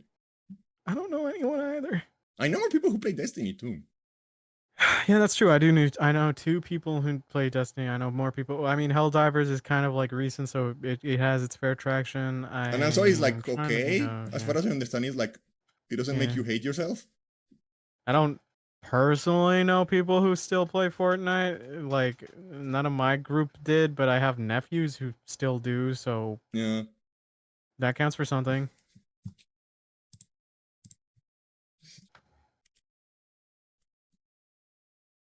I still laugh. Did I tell you about that story about like me like giving my nephews like a game for their birthday? My cousin doing it essentially. So my cousin, she's like the closest thing I have to a sister. I've grown up with her. She's the one I punched in the face when I was a kid. That's what you do when you've known each other for so long. So she's over at my place and she's just like, oh god, our nephews, their birthday are coming up. You know, I talked to our cousin. All they do is like play video games. Nick, you have like a bunch of video games. Like, can you? It was like, oh yeah, I can give them one of my video games for their birthday, sure. And like, Is this the one I that like looked, they didn't like it and she took them away? yeah. So like, I gave them Dark Souls 2 Scholar of the First Sin, which admittedly is not everyone's favorite Dark Souls. It's not my favorite, but I was just like, I'm willing to part with it. But it was also a nice steel book, I guess. So I give it to her to give to them because it would burn a lot of playtime. Yeah. Um, and then she gives it to them on the day of their birthday, and they look at her and go, "This is one of Nick's games, isn't it?" And she's like, "What? What makes you say that?" And it's like, "Well, it's like he's the one who plays all these story games and stuff." He's like, "We kind of just wanted V-Bucks." He's like, "Oh, you just wanted V-Bucks? All right, I'll take it back then." He's like, "What? No, we'll keep it. We'll play it." It's like, "No, no, no, no! You're being ungrateful. You don't get any games for your birthday." It's just like, damn. And she came back to me like 2 days later, and she handed me back my game. He's like, "Yeah." Like, you didn't Fucking just shit. give it back to them? He's like, no, ungrateful. It's like, all right, fair. Fair enough. Fair enough. Fair enough. Fun Yeah, fact, that's those funny. same nephews came back recently and I just gave them like one of my copies of like a Dragon Ishin. And I was just like, yeah, go ahead, play it. And my cousin, like, sorry, my nephew, he was just like stoked. He's like, oh my god, like a dragon. I've always wanted to get in this because he's become a weeb too. I'm like, ah, I'm proud. And Vamoose. Should have given him Kingdom Hearts. That would have made them sad. Because they'd be like, why did he give us this? I don't know. Like Kingdom Hearts is one of those things that like I don't know. It seems like being a fan causes so much grief that I would just like abandon it. Or just leave. Dura swears by it, but I'm not gonna. I can't care about it. I have both. Like I have the collection, the whole collection of all the games in a steelbook, and I have Kingdom Hearts 3 in a steelbook because they were on sale. and I'm never gonna open them. I don't even register Thank you them for on my the backlog because I'm. thank you for the follow, Short of Figure. Thank you, thank you. Oh, Welcome to the nice. stream. Welcome. It's like I don't ever plan to play them. I'm probably gonna sell or give them. I know that I'm gonna give Patch probably the Kingdom Hearts Steelbook, like the first one, because she actually cares for some reason. Yeah. I don't know why. I am a I Kingdom don't want Hearts. to sound like I'm shitting on. I am a But I am a Kingdom Hearts hater, but for like a different reason. Because like a lot of people who hate Kingdom Hearts are always going on with like the anime bullshit. yeah. I am like the opposite. I'm like I want more Well, anime bullshit. Nomura is like a I yeah. want more anime bullshit. Get rid of the Disney. Get rid of the Disney of it all, and I like it. If there was no Disney, I No, would I'd love it. still no, I'd still hate it. I'd still hate it based off of its stupid, dumb, idiot dialogue of darkness and light in the most vapid and uninteresting and unoriginal way. Yeah, I There's don't know. evil. Like Will we fight with the darkness I can appreciate just or like the that. light? Like I have talked about this before. Like I appreciate like just like a stupidity when it's earnest and like completely honest. Like Depends. when there is like Really not a hint depends. of when there is like not a hint of irony, I really appreciate stupidity. It's Okay, really fun. if it's bad, then it becomes laughable, like a David Cage game. So I can get that. But it depends, right? Because if it's like offensively bad and it's taking itself seriously, you're just like, oh my god. I don't know. I think it's still funny. I don't know. I think it depends on like how it's executed, I suppose. Because there are some things where I can like play and just laugh at it being bad, and then like if you sat me down to play Beyond Two Souls, I just lose every brain cell in my fucking gray matter. That thing, not only is that thing boring, it's earnestly boring. It's earnestly bad. Yeah, but like that is like the one thing that makes like the reason there are like way less. Uh, why are you shooting me, Shadow Figure? Why are you shooting me? I just saw the chat message. Why are you shooting me with lasers? Are they part of your server? They're shooting me with lasers. Okay. Uh, no, but like the reason there are a lot less like games that are so bad that are good when compared to like movies and books and stuff like that is that in games you have to like actively make it happen, right? So like it takes so much more work to get a bad game going than like a bad movie going, because like a bad movie you just like hit play and sit down, right? It what?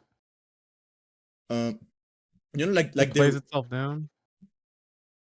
yeah, like so like the reason there are like so many so few games that are like so bad that they are like people consider them so bad that they are good is because you have to actively make the game happen anyway.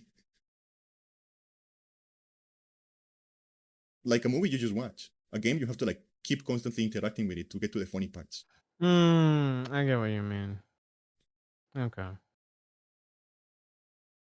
I don't know. Imagine if you sat down to watch The Room, and every 5 minutes you Yeah. had to like press the controller, the remote controller to like keep the Well, movie going. they made a Newgrounds parody of The Room. Although to be fair, I think that one was more or less taking the piss than being earnest. So yeah. I don't know, that like that man is weird. Yeah. But it's just like I don't know. Like with Kingdom Hearts, it's just like there's a fine line between being like I disagree with your anime point. I think it would still just be fucking stupid. Like I genuinely think it doesn't propose anything interesting. It's overly convoluted even by a Final Fantasy standpoint. It's just like and not to mention like I get you wanting some more Final Fantasy cast in there would be nice and some anime stuff, but it's like they're not really that well implemented in that universe either. I just hate Disney, man.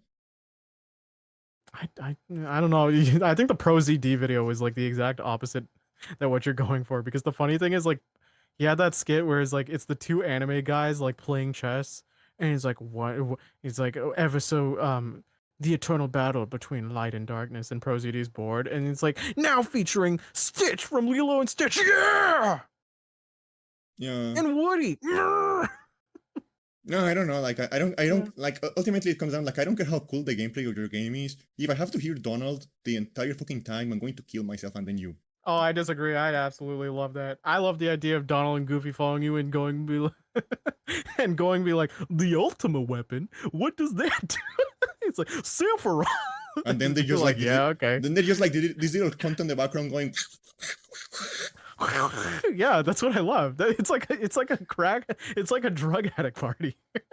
It's just like, Sora's just like this. Poor Sora. Oh, what do I do? And Sephiroth's just there, and then this angry duck is going like. Goofy's just like, you're right, Donald. That's the Muramasa, his legendary blade. See, that makes it better. Yeah, but like that's funny on like little doses. That's funny on like little doses. As long as RPG, like yeah, I cannot handle that. Well, it's not like you're interacting with Seth all the time, but it's still like that just makes it keep going. You're just like, yeah, all right. And also, I think like I don't think they think it's funny. No, they don't. They absolutely. If you've ever talked to like Nomura, like you've ever seen any of his interviews, I think the man genuinely believes Hey his own guys, writing. hey guys, did someone mention the door to darkness? I think it was also like Toriyama, not the Toriyama we know, the Final Fantasy Toriyama, who's the one who was just like really pushing lightning. But like then you had interviews with him and he interviewed the fictional character. Yeah. And you're just like, are you Yeah, okay, that was man? weird. Like the lightning push was weird. Yeah, is everything you okay, man? She's not like, I will say, years past it, I do have some resentment towards her because she's just the poor man's Cloud. But like, she's hotter than not as bad she's as hotter than Cloud though. Oh no, you've seen Cloud in a dress? You're off your rocker, lady. Yeah, right. and I think lightning is hotter than Cloud in a dress. No, like to be honest, Cloud in a dress, I will absolutely hit it. But like she's hotter. I'd do both. But like, yeah, I think people were too unfair with lightning as time went on. I think she's better implemented. I think she's better implemented in the games where Toriyama isn't really a big part of it. Like in Dissidia, she's fine in Dissidia. Yeah. But it's just like this weird push by a creator for his waifu to be like this all-important character when she's kind of reminiscent of like Brooding Cloud and Squall. And you're just like, you do know that the way those two would even survive is to have good foils. Right? Yeah. Like Squall needs his foils to make him kind of work. Cloud brooding doesn't work because Cloud originally is a goofball, but like, yeah, I don't know. Like you need like the balance, and like especially like on the third game, which is like an action RPG, and you're like alone. You don't have like a party. It does fall apart. She says such amazing things, such as "Destiny is destiny." Yeah, like the writing on those games is not good. Yeah, well, Cloud, Squall, Lightning. You know? What the fuck is a Squall? It's a type of cloud. Oh. Yeah. So he's literally just like they literally just call himself Cloud. Yeah, pretty much. He's like a subcategory of Cloud. He's like a cloud derivative. Well, I'm a type of cloud. He's a cloud derivative. Yeah. He's like one step down on the flowchart. A squall. Oh, sorry, a squall is a sudden sharp increase in wind speed. That's somehow lamer. Yeah. What was his last name? Leon Hart. At least he has a cool last name. What was I? What was I honestly? What was I mixing up Squall with for Cloud? Because there's different types of clouds. And also, to be fair, in the case of Cloud and Squall, those are their actual names. In the case of Lightning, that's a nickname. Her actual name is Claire. Oh yeah, you're right. She's called Claire Farron. That's her actual name. Oh, somehow I mixed it up with Stratus. How am I this high? Okay. You're high and you haven't even smoked yet. That's quite a scam. I don't smoke. It'd be funny if it was named Nimbus. Then you have like Final Fantasy 9, where it's Zidane. Then you have like Titus or Titus, however you want to pronounce it. Titus. Titus. He's me, Titus. I don't know, I don't know, like whatever. I thought it was Titus, and then like I heard people say Titus, and I was upset. As far as writing goes, I don't know. I've never hated anyone more than I hate Titus, whatever you want to call him. Well, he's whiny. He's like Final Fantasy X is like one of my least favorite, like in my opinion, one of the worst written games I have ever played. Yeah, well, I played it and I remember going like, "Oh, Titus kind of looks cool," and then I played it again and I was like, "Oh, no wonder your dad bullied you."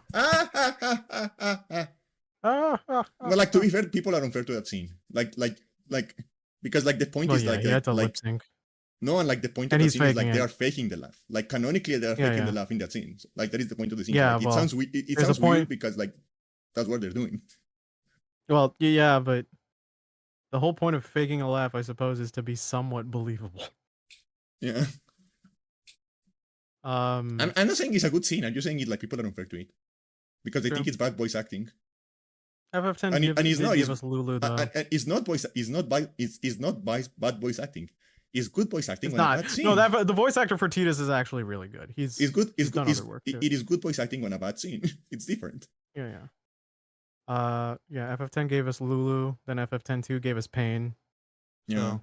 So, actually, to the goth. FF10 I hate.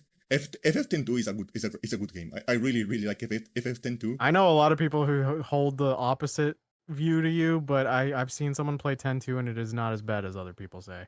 And I think like the reason I like it 10-2 is because it's just kind of silly, and they know it's kind of silly. You want to know the fun? We're just having some fun with the girls, you know, like we're just going to do some silly bullshit. It's fine. So blitzball is a thing. It's under aquatic like soccer, kind of. Well, yeah.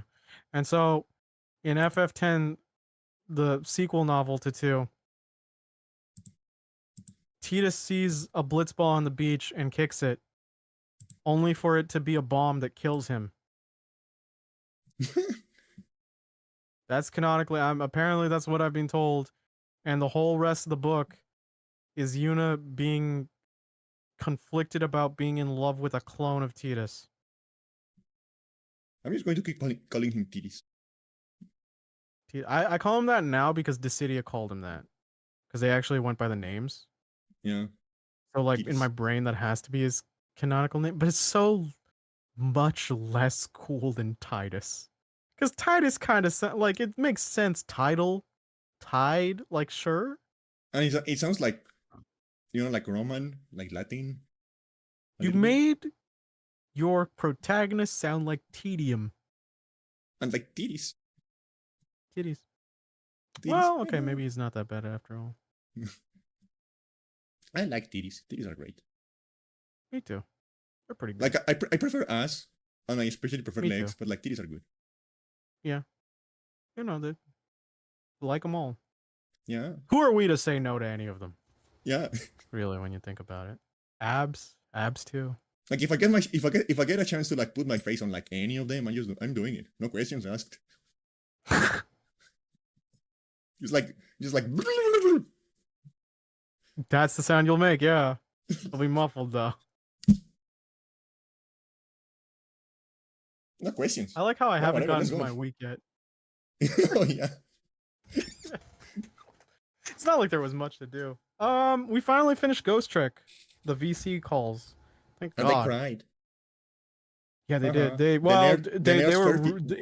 nerds are feeling feelings. Well, because like the last act of Ghost Trick is truly both like heartbreaking in like how the villain came to be. Yeah. And just his life as it went on, and then the mystery that was wrapping around like the protagonist is also very heartwarming, and you see this very interesting dynamic between the two. It's very beautiful. I will always suggest like Ghost Trick because it's like 9 to 12 hours. Yeah. You can play it on iOS, you can play it on any platform, and it's written by Shu Takami again, person who did Ace Attorney, which also leads me to my other thing. I've been wrapping up Great Ace Attorney 2. I'm on the last case pretty much. I'll probably be done by tomorrow. And once that happens, I'll probably have to finish one of the other games in my backlog that was in the queue. I just look at them and I go like, whatever. Or I might just start Ace Attorney 5. The No. cast in Great Ace Attorney is great.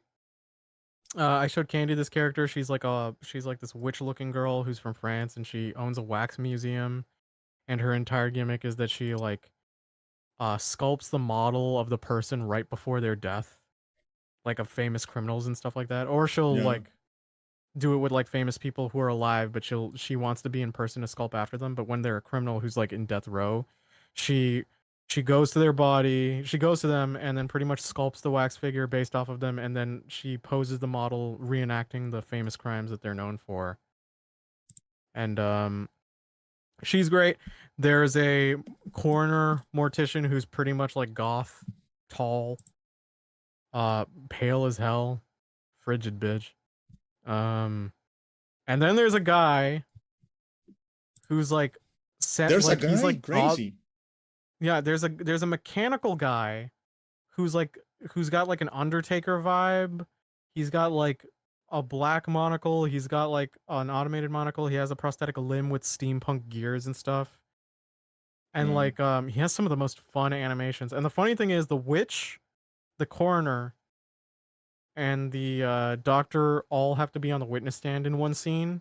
And it just shows all three of them, and it just looks like a goth band. Like it's the worst shot. Um, it's just like, what is this goth band that I'm looking at? And Dream blunt rotation. Dream Blunt Rotate. I would not have a blunt with any of that. What's that?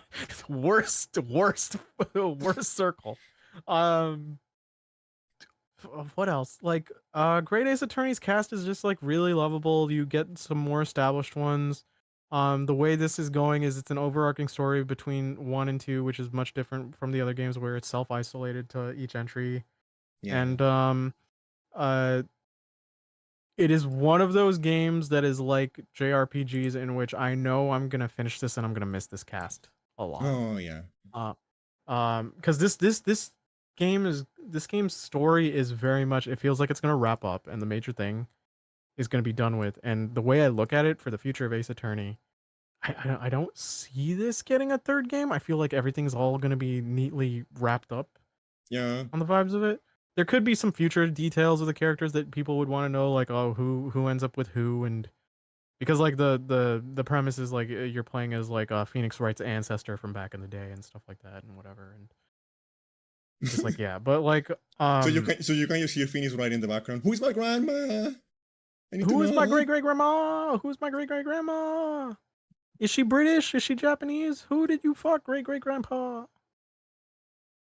Oh, also Isn't my favorite. isn't the name of the protagonist on the Greatest Attorney just like a Japanese for yeah, I see. Yeah. Well, I mean, to be fair, that's Phoenix's name as well. Naruhodo. I see. And Ryunosuke is just like a pretty generic name, like Dragon for Ryu, and then Nosuke I think is like not an uncommon like additive to names of that time as well. Um, I'm better at what was remembering it? Japanese names than I'm at remembering like the birthday of my own mother. I don't know what that says about me. Oh god, dude, I don't know how I keep like I always get my mom's birthday a day off. You know what? I always do. You want to know how I remember my mom's birthday? And How? this is going to make me sound like the worst kind of fucking nerd. Okay. But like my mom was born exactly 5 days before the moon landing. That's how I remember it. Yeah, I used to try associating my And I mean mom's like the same year too. birthday.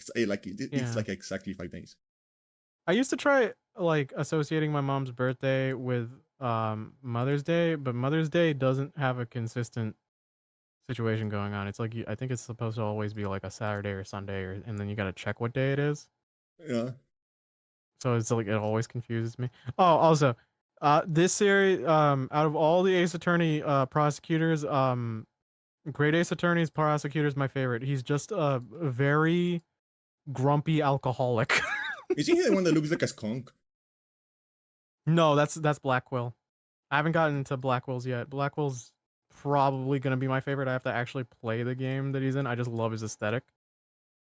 I don't Um, know, like skunk, like I don't know, like I know they're stinky, but like the aesthetic of like a skunk is like very cool. oh, They're skunks like are cute. they're like rather cool, and like the color scheme and stuff like that. They're like good looking animals. They're like cool. Yeah.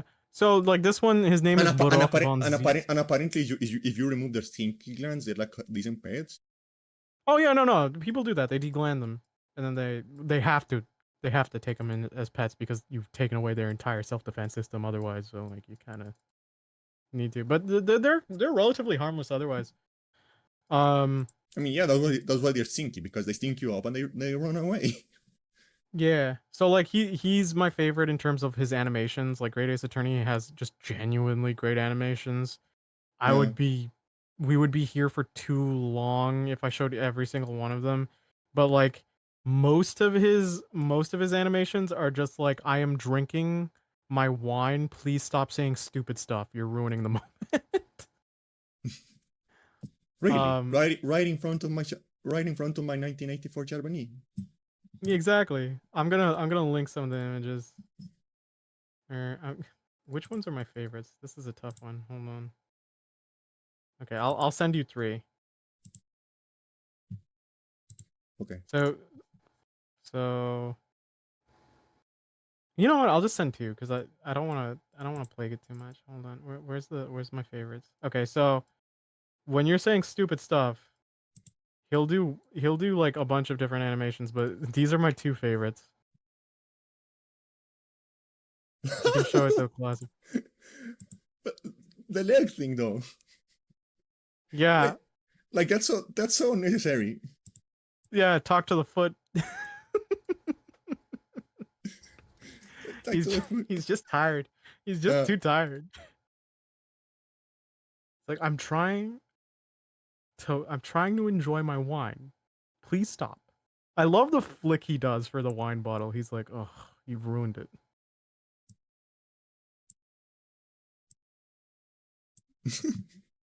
yeah, the foot thing is fantastic. Yeah. Yeah. He's also voiced by one of my favorite seiyuu of all time, Kenjiro Suda.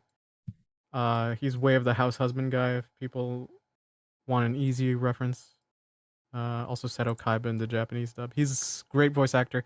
English voice actor is also doing pretty well. I wish this game had like an option to like keep like toggle certain voice lines and stuff because in the Japanese, if you turn on the Japanese dub, it affects the objection lines and stuff too, obviously. Yeah, So you don't get objection, you get igiari and choto. But like I've grown up with the Western ones, and they kind of feel a little more impactful to just hear objection, hold it, and stuff like that. yeah, So I kind of want that, and then for any cutscene, because this game has like a very few select amount of like animated cutscenes, I just want those in Japanese, just so I could hear Kenjiro Suda. But yeah. yeah, I absolutely love this Oh, game. I if there are yeah. he voices Jack Final Fantasy in like that weird Final Fantasy game where he kills chaos. Oh my god, Kenjiro Suda's that guy too. That's funny. Um, And like his name is actually but Jack. yeah, I remember that. Uh, I just I'd say like for anyone who looks at Ace Attorney and goes like I don't want to play them all, maybe I'll just play one or two. Play Great Ace Attorney. That one's like the most self-isolated. You'll be fine. You don't have to feel like obligated to play the rest because you can't play 4 to 6 because Yeah, they're all dependent on the original trilogy. And then 1 to 3 like you can have varying miles of success of playing them on their own. But yeah, I wouldn't recommend it. Maybe you could play Apollo what the Justice on its fuck? own as an entry point, but like, yeah, I'd say Great Ace Attorney is probably like one of the best starting points of that entire series, What the and fuck? holds up. Yeah, yes. Why like I'm looking at like the, because like whenever you mention like a voice actor, whenever a voice actor comes up, I like to like look at their biography to see like where I recognize them from, stuff like that. Mm-hmm. So I'm looking at like Genjiro, right? And I see he Yeah, voices, Sudakan. and I see like a game called The King of Fighters for girls. That's pretty funny. There's a game called The King of Fighters for girls. No, I do remember something like this. I think they have like gender bent versions of like Kyo and Iori. That's so funny. Yeah, yeah, yeah, yeah. Oh, he voices Norman Reedus on Death Stranding. He voices Norman? Yeah, yeah, I can see it. Sudaken is a very popular voice actor. I mean, to be fair, there's like a long gap in which I didn't really know too many anime that he was in other than like Kaiba, and then it felt like he got way more work recently. Because his voice is raspy and great. I absolutely adore his vocals. He Um voices. he was also in Kengan Ashura that I watched, so that was cool. He was like the Muay Thai fighter.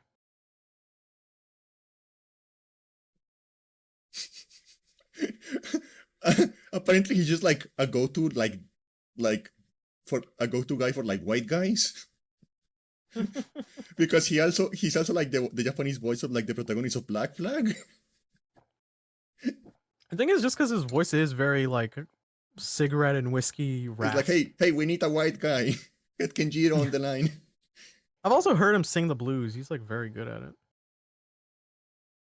Yeah, yeah, yeah, yeah. We need a white guy.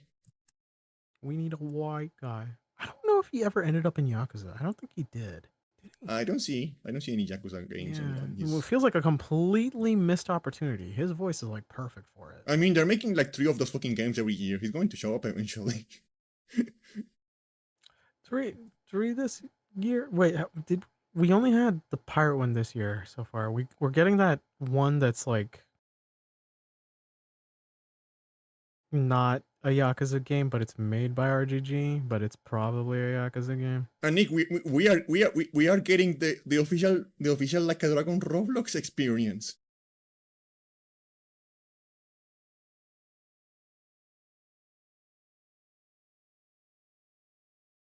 I'm resting my head against my pot filter.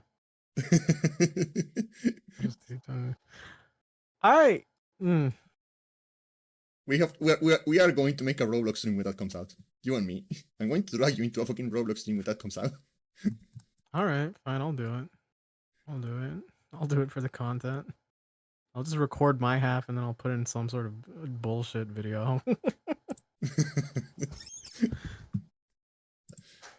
Yeah, like I don't know, like I feel like I feel like I have like my slate of games like for like for like the rest of the year already like set I really like defined, because like I'm probably going to like, because like they finally announced like a global release for the Persona 5 gacha game, Mm-hmm. and it's coming out like in the middle of the next month.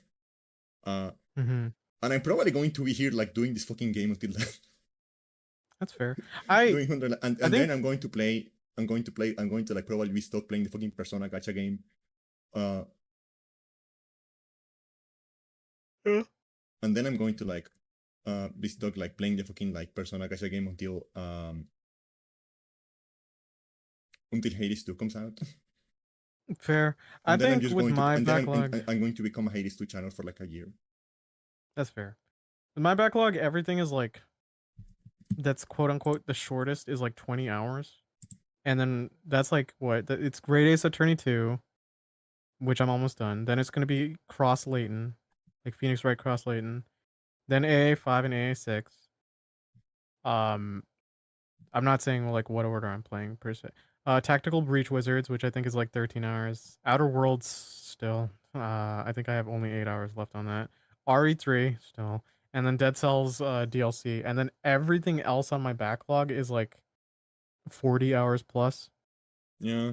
So in that time, when I finish all the 20-hour games, is probably going to be the part where I'm the most productive in my script writing and editing and stuff like that, because I'm probably not going to start up a lot of games for a while until something or other that like gives me a reason to. Yeah.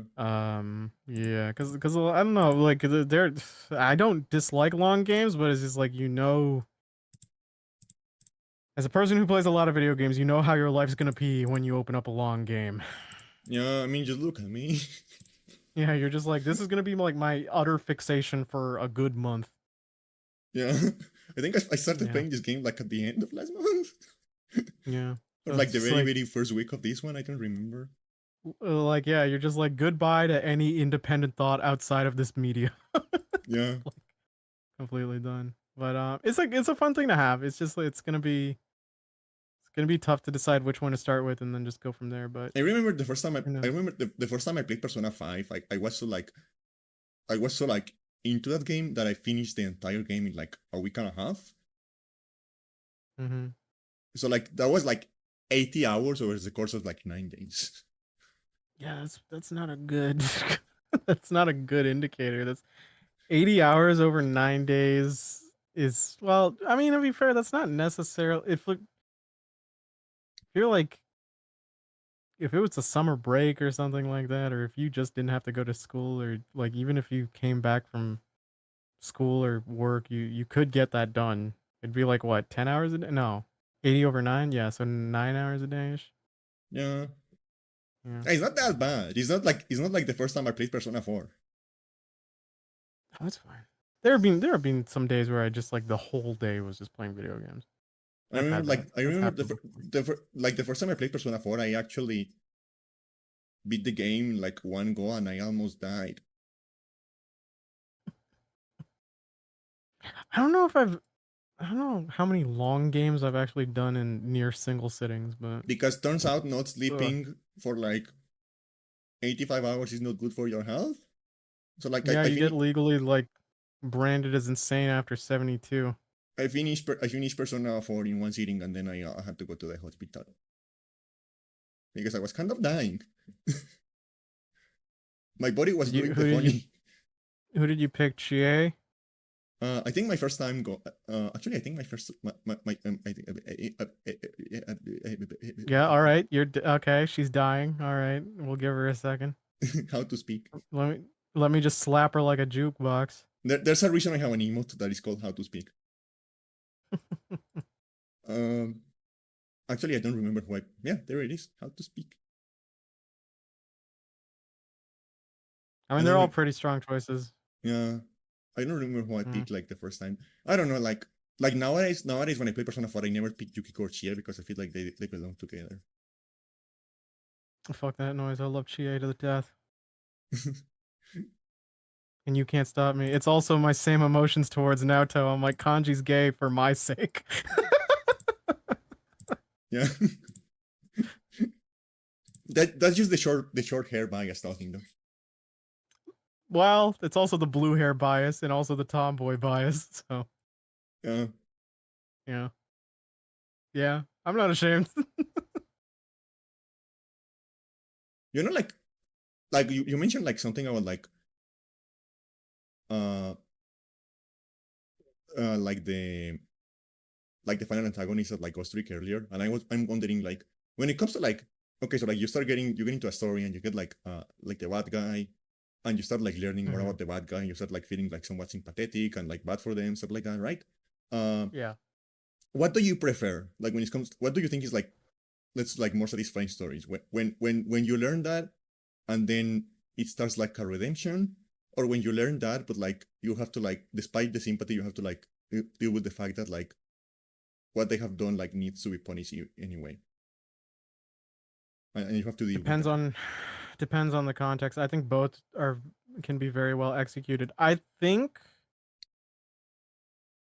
think in the terms of the sympathy, you have to understand how that if you're going the redemption arc, you have to understand how like the steps that character has to do, right? Because there's a lot of old Japanese media that just goes like forgive and forget. Yeah, You're like, no, no, you can't. He genocide. yeah, like that's like one of the like that's something that Yeah. again like because like I don't know how much I've talked about to you all this, but like I really like Avatar. I think it's a really well made show. Hmm. Like the last Airbender, not the blue not the blue people movies.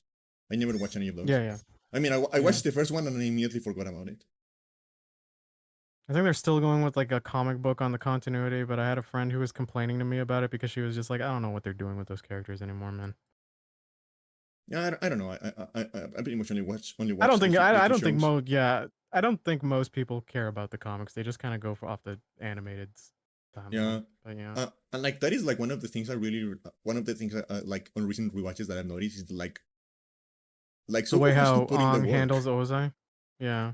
Not like when Zuko gets to, because like Zuko starts as like an antagonist, but then he gets like a redemption and he joins the group. Oh, you mean for Zuko? Yeah, Okay, yeah, he has to he yeah. puts in the work and he does like a lot of like. Well, yeah, because you see, there's so many things to show that he's not. One, he's not like I mean, yeah, like he built like his. yeah, Yeah, like he has the advantages like with his backstory and the stuff he does. He's like inherently redeemable. yeah, and so plus he has like the great foil that is Iroh, Yeah, but like that also is like making him latch onto his humanity. he And then does. there are instances, yeah, where he has to face the problems that come with being a Fire Nation elite. Yeah, and like he does so much work just to like get just to like begin to get. He shows up like uh trying to like get to like like on the side of like the group, like the protagonist. He shows up like trying to like like I want to redeem myself. I want to help you guys. Like blah blah blah blah blah. And they are like, what the fuck are you talking about? Like we are going to go to sleep and you're going to Well, kill us, right? well, okay. We are going to go It to sleep starts and you're with going to yeah. kill us. And It he's like, starts you know what? Fair enough. I will do the work I need to do to gain your trust. Fair enough. I yeah, no. understand why you don't Well, to trust be me. fair, with the group, like it starts off like kind of like that, but there are people that are interesting because you see the complexities of it. Because if I remember correctly, as they go on, the group kind of learns about Zuko's situation even before he does that, if I'm Yeah, right. And so, like, Katara is obviously the one who's the most antagonistic to him until he can. Sokka's very interesting because he has this sort of I've lost my mom too, I'm a big brother too, I've had failed romances too. Like that famous conversation is like, my girlfriend turned into the moon. That's rough, that's buddy. rough, buddy.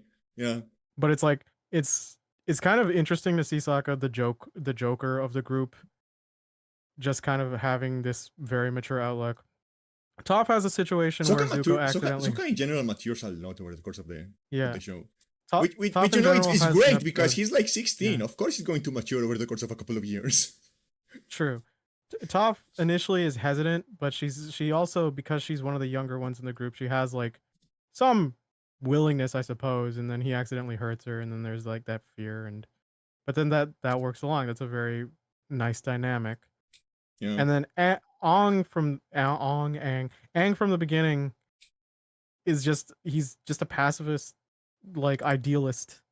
And yeah. so he's like, yeah, I'll give you this chance, man. That's Which what I've does been get on my waiting for nerves this entire time. sometimes. Like we have talked I about don't this know. before. We have talked about this before. You know Well, how I feel about we're like different in that mindset completely. you know how I feel about pacifist Yeah. idealists. I don't like them. I don't necessarily dislike them at all. I think like the heart's in the right place, but there is a level from when it goes from don't be too naive and jeopardize people Yeah, to okay, yeah, I do see like this willingness to see the best in people, and I do think that can be an admirable trait, but like obviously you can't let yourself be like manipulated because that can often be the case when you do that. yeah. Something else I find like Um something else I find like very interesting about like the Zuko like redemption arc is that he like mhm. relapses. Like he starts Well, having a yeah, no, redemption because arc, then yeah, like he gets tricked by his family and he like relapses into like yeah. being a bad guy, and then he has to like get out of that by himself again. Well, yeah. That's what makes it more engaging is like because the problem as to why he even started this was a sense of belonging to his family, right? Yeah, But then as he's there, he feels how it isn't right. It's not necessarily outright everyone has to tell him, but there's just that inkling feeling. And he goes to the person he betrayed, Iroh, and Iroh not talking to him is devastating him. He's trying to play it cool and at tough, but Iroh knows that I like if I raised you right, boy, you don't need my words to do the right thing. yeah, And so shutting him off like that and stuff like that. Yeah, Zuko's a superb character to the point like where his the catharsis of his rematch with Azula isn't the fact that he completely outclasses her in raw power. It's the way his uncle taught him is I'm gonna redirect. I'm not going to. I'm not gonna be like you or my dad or our dad. Yeah. I'm gonna And be I don't like know. the one positive figure that I I've feel like had. and also just like I feel like Zuko's redemption also makes Azula a very interesting character Yeah, because it's very clear that Azula is coming from like a lot of like the same places. she is, but she's like, it's completely the problem with her is that Zuko is willing to, even if he's weak, he's willing to voice his emotions, and she Yeah, doesn't, and she yeah, just wants to keep up the facade of the strong elite, and it starts breaking her slowly and slow, like she's just unraveling, and as people start leaving her side, she loses her mind because like you find that even though she was like, oh, I'm dad's favorite, it scarred her the most that it seemed like her mom was afraid of her and yeah, prioritized Zuko. So like she starts feeling this worry of um the even in that beach episode where she's like she has that boyfriend guy and he lets her down, is she you can tell that deep down she craves unconditional love. yeah. Um she just craves someone who like will like yeah, yeah you're good, you're fine. I like you, yeah, I yeah, accept you. yeah. And the funny thing is she craves it so badly, but to the one person that she obeys, her father, she isn't so stupid, I think, as to think that she thinks he unconditionally loves her. She lies to herself maybe, but there's a deep part of her down that she knows it's like it's mostly my capabilities and my latent talent. Yeah, it's very clear that like it's very clear that like Ozai doesn't know how to love someone. Like everyone for Yeah. him is just like, what can you do for me? How can you be useful So for it my goals? How can you yeah, be useful for my and that is the what difference makes it between Azula and Zuko in his eyes, is that Azula is yeah, willing to do whatever it takes to like further his goals, and that is why he's okay yeah, with her being around. But yeah, she has to know that like that doesn't mean he loves her. That just means she is yeah, useful for now, and she is which not is going to be useful forever. which makes Zuko and Azula's relationship actually the most interesting is because Zuko Zuko, for all the tension they have, he demonstrates that he loves his sister. Yeah, And then when he's back in the Fire Nation, she's actually kind of happy, yeah, but and like like he leaves too, and she feels like that's abandonment. But even in their final confrontation, as he's trying to talk her down, Azula is so utterly damaged that it's starting to become clear that she is afraid of the idea of someone loving her unconditionally, and yeah, she's it's like snapping. Because if they like if she because she fears that if she decides to believe that, they'll leave and she can't take it anymore, and that's why she's like such a mess by the end of the series. yeah. And like yeah, like I'm not going to say like yeah, like you end up feeling bad for her. Very clear You that do, like I don't know. It's you do. one of those things that like you know that like that line that is like where things differ and we could have been friends on like another timeline, something like that. Yeah, yeah. Like you do I feel think like I think that way for her. Zuko I think Zuko would have just been a very good big brother if she just if their parents were better. Yeah, Like I get Ursa's motivations. She probably shouldn't have kind of made it feel like her daughter was something to be feared. And clearly, I mean that entire family just lacks communication. Even yeah, even if Zuko is even if Zuko does love his sister, he should have voiced it a little better. Maybe there could have been things like everyone could have done. yeah. But like yeah. I think from the comics I remember someone telling me is one of the things that my friend got angry at. She's like, Maya and Zuko break up for a stupid reason and they haven't gotten back together yet. And I'm like, oh, that's dumb. And then she's like, also, but the one good thing is that Zuko just tells Azula he cares, and then Azula can't handle it and she runs away Yeah. And because that's like very actually on now brand that I for her. think about it, like in a way, like that question I was asking, I would like do you prefer like a villain who is like it becomes sympathetic and then they redeem themselves versus like a villain who becomes sympathetic with like the weight of your crimes, like it requires consequences. I think like Zuko and Azula are like that. Like they are both sympathetic on their own way, and Zuko gets to Yeah. his redemption, but like Azula did so many stuff that like it requires consequences. Well, that and she like broke herself. Yeah, So it's very interesting to see that it's the catharsis of her own actions doing her in because she's just like she's so mentally unwell Um, but like, yeah, do I prefer one or the other? Again, it's just context, right? Because Yeah, like, it depends on like if that person's gonna be the final antag. It depends on like the weight of what they did, how much they're willing to like atone, the attitude. Because like you can't do a redeeming thing if the person just went like, oh whatever, and they don't really know the weight of their shit. Like if they went yeah, like I did what I have to, and they keep self justifying it, it's like no, you're not on the track of redemption. You're just trying to justify yourself. yeah. You're just trying to like, Um, because I feel like because like when they don't have like a doubt, or like when they don't have like that moment of self reflection of like, am I doing yeah. the right thing? Am I doing like, If if they don't have that moment, yeah, it doesn't feel like redemption. It feels like yeah. it I feels like they are think figuring out where the tides are going, and they just want to be on the winning side. yeah.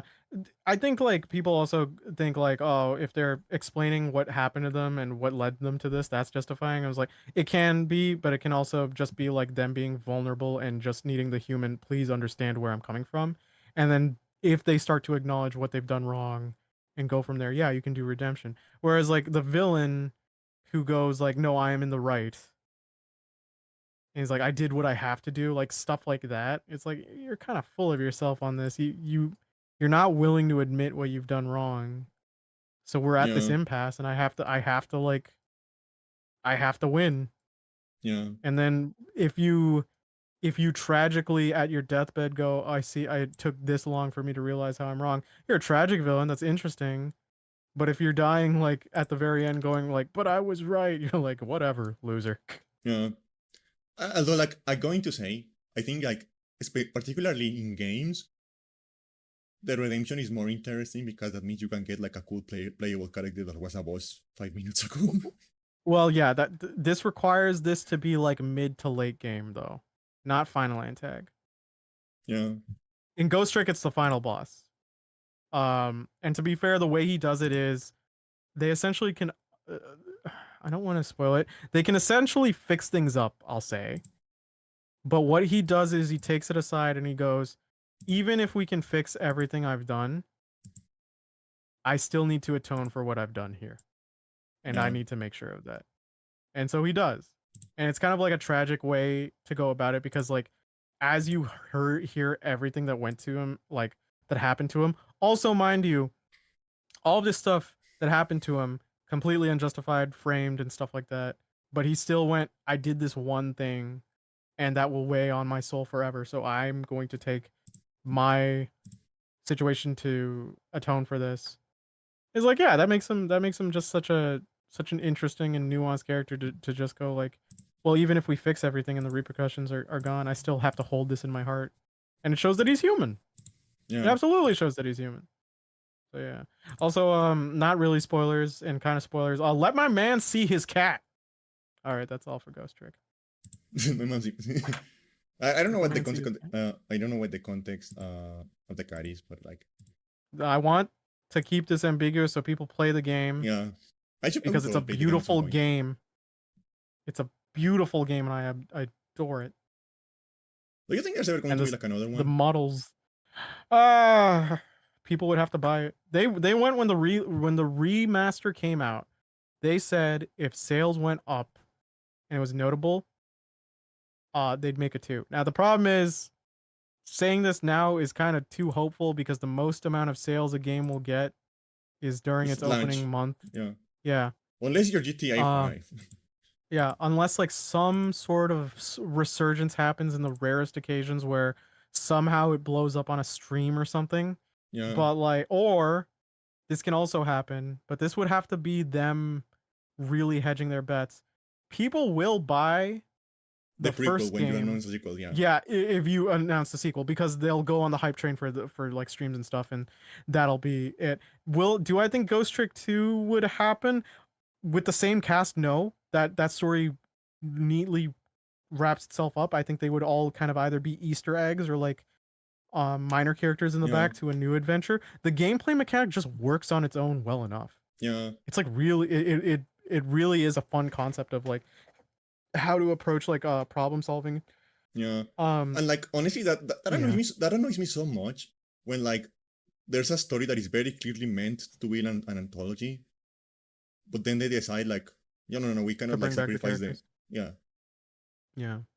Well, the way that's Ghost so Trick does it annoying. is like, yeah, it is. It absolutely is. With Ghost Trick, they they wouldn't be able to really. I mean, I suppose they could, but it's like it defeats the purpose going forward because like by the end, everyone is like kind of extremely well. Okay, all the main party members that should know about everything are extremely knowledgeable to the point where any further problem to them could easily be like overcome.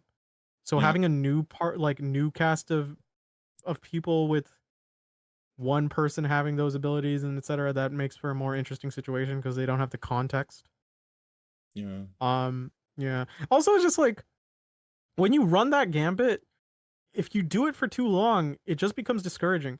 Ace Attorney is extremely good, but now that there are 6 games out, it's very hard for people to actually start yeah, because they're such dense games. And like, sure, they have like that reputation, but yeah. Like that. you That's know, the, yeah, that's the One Piece problem. yeah, like and it's just like, every now and then, like there will be like some piece of news about One Piece, and you will and people start looking up One Piece, and they realize like like everyone who is into One Piece, they really like it, so maybe it's really yeah, good. I like it. But then you look at the chapter number, and you're like, I'm not going to do that. It's like No. 1138 right now. I'm on chapter 825 and I haven't continued. I had to take a break. I was like, I'm burnt out. It's good. It's really good. But like, yeah. Um yeah. So with like Ace Attorney, because again, same director, Shuta Takami, I know me and Dura joke, but it's likely there's going to be an Ace Attorney 7. Will it be a great Ace Attorney 3? Maybe. Will it be an Ace Attorney 7? Maybe. Will it be just like a complete reboot, new series, like sequel thing? Maybe. I completely believe that the series would be kind of fine. The problem is that we kind of just move this over to like the same cast for 6 games. And it's just like the you should know like a sequel always sells less than its prequel. Yeah, So like the more you do that, the more niches this is gonna be. Like the funny thing, even about Ace Attorney, is I say cast for all 6 games. It's not necessarily true. First 3 games, pretty contained cast, right? Fourth yeah, game comes in, and it's like a new cast, and it's the same timeline. And Phoenix is your mentor figure, and everyone thought this was gonna be the way moving forward, and then they brought Phoenix back, and yeah. it's just like people had mixed feelings on it. Some people were Is he just still happy he was homeless? back. No, homeless Phoenix is my favorite version, bro. He is so funny. It is like okay, so he's like, the stress of being the straight man protagonist has all left his body because it's not his problem anymore. He is just having fun.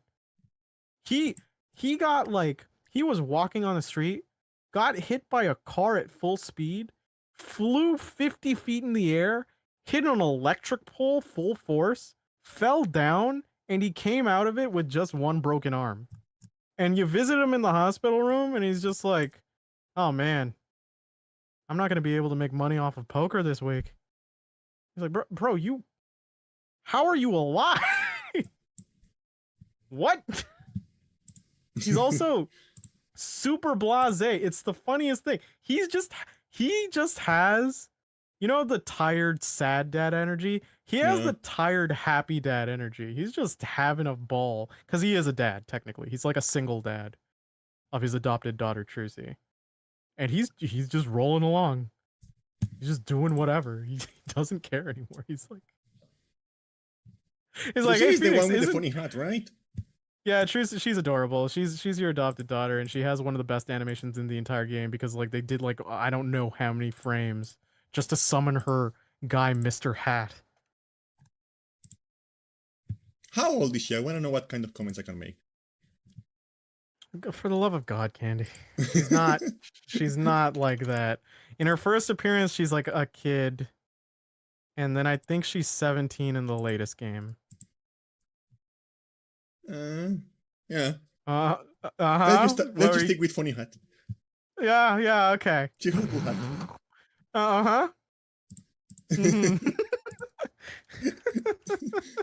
Yeah. I feel like some of the energy kind of changed here.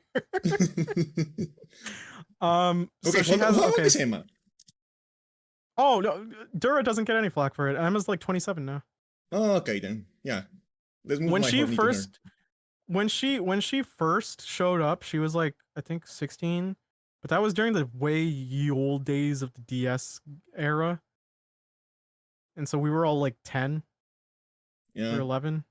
And then she comes back in Ace Attorney 4, and she is the opposite of Phoenix, where she is tired and she hates her job. She used the first time you ever meet Emma Skye, she's like, I love forensic science. I can't wait to be a forensic scientist. She looks at the world like it's magic. Then in Ace Attorney 4, she's like, I didn't make forensics. I'm just a detective. I hate my life. I work with the stupidest prosecutor. He's a prosecutor, and he's the lead guitarist of his band. What a fucking idiot. And Apollo's just like, hey, Emma, can we investigate the scene? Sure. And then you investigate, and he's like, Emma, could you give us details? I'm eating my snacks. It's like, but we kind of need. Then she'll start throwing her snacks at you. She throws her Oh, I chocolate love her. bits at you. And she's just like, I told you I'm snacking. I love her. That's my kind of woman. Her and Maya are some of my faves. Maya I've always loved, like, because I love that kind of character that you can have like any sort of asinine conversation with about anything. Like you can just like the infamous like ladder versus step ladder argument with Maya, but you can just do you can just like point at anything on the screen, and then Maya and Phoenix will have like some stupid like arbitrary philosophical argument about it, It's and it's us. a vibe. Yeah, and it's very it kind of is. And then she's just like she'll also just be like, oh my god. He's like, this stuff's for $20. All of this is just for $20? Nick, pay the man. And Phoenix is like, what? Nick, money for gacha? Money for they have that in they have that they had that in they had the pay thing in the latest Grade Ace Attorney case that I was doing, in which Ryu is he's pretty much he has to cross-examine like 3 like street peddlers for random bullshit, right? Mm-hmm. And you have your judiciary assistant Susato, you have your prosecutor, I'm not going to name him because it's spoiler. Then you have your the judge, and the first merchant goes like, it's like, do you want to, it's like, what I sell is gossip. I'll give you gossip for 20 shillings. Or yeah, and it's just like Ryunosuke is just like, what? And then the prosecution's just like, pay him. Susato's like, pay him. And the judge, even the judge goes like, yeah, pay him. Yeah, pay him. Pay him. Yeah, pay him. I think that's my favorite thing. One of my favorite things about like Ace Attorney is that the judge just goes along with it. Yeah, the judge is, and so like you pay it, and it's like, all right, what's this gossip? Is it important for the case? It's like the women down the street are having twins, and Ryu's just like, oh my god, No, but like I lost 20 shillings. I legitimately love how often that happens. There's some stupid Yeah. bullshit and like there's some stupid bullshit happening, and the judge is like, yeah, keep going. All the judges in Ace Attorney are pretty funny. They're like all the same guy. No, they aren't. No, I know. Like canonically, they are not, but like. Oh yeah, well, okay, no, but like in the original series, he's like senile and kind of like the grandpa that's lovable and he wants to be entertained. He has a brother who's Canadian, who's in one case. There's a baddie judge. Her name is Verity. And then you have like the ones from Great Ace Attorney who are like a Japanese judge who looks like badass, and the English judge who's kind of senile, but he's a little more level-headed. Okay, wait. I'm gonna link you Trucy's Mr. Hat animation to show you how much they put into this sprite animation during the DS days. Like, this is wild. Oh yeah, and then I'm like gonna show 2D. you. Yeah. Like they went all out on it. This was, to be fair, this was Ace Attorney 4 before they went 3D. I'm gonna find also the baddie for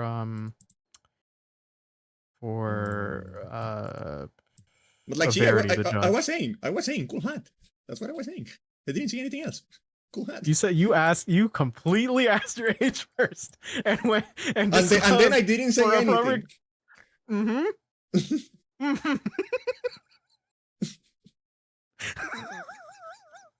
Okay. Yeah, that's her animation. It's like I think within the old 2D games, it's the one with the most amount of frames. Which was extremely impressive. It's just like I remember first seeing that during the DS days and just being like, wow, that is a lot, and expecting more of that. And does she just look like a hunchback when that thing is like? I don't know. I actually don't know how she hides Mr. Hat. Nobody knows how she hides Mr. Hat. Okay, and here is the judge baddie. She's from Ace Attorney Investigations. She's a judge who acts as like kind of your rival character, but she's cool. Oh wait, yeah, I have seen porn of her already. Of course you have. She's a mom. Some MILF. Oh, she's about to be a mom if I get my hands on her. Give her son a little sibling, I guess. Yeah. She's also it's funny, she acts condescending at first, but she's actually kind of respectful. And then when you see her interact with her son, she becomes the most doting mom on the face of the earth. No, that's fun. Yeah, like different. Yeah, it's very cute. Because like every character interacting is just like, is this the same person? Nice boobies. She's cool. They really put a lot of detail into drawing her boobies. Yeah. Like there's a lot of shading going on there. I'm gonna show you the goth corner I was talking about. There's a lot of shading. There's a lot of shading going on there. They really put a lot of detail in her boobies.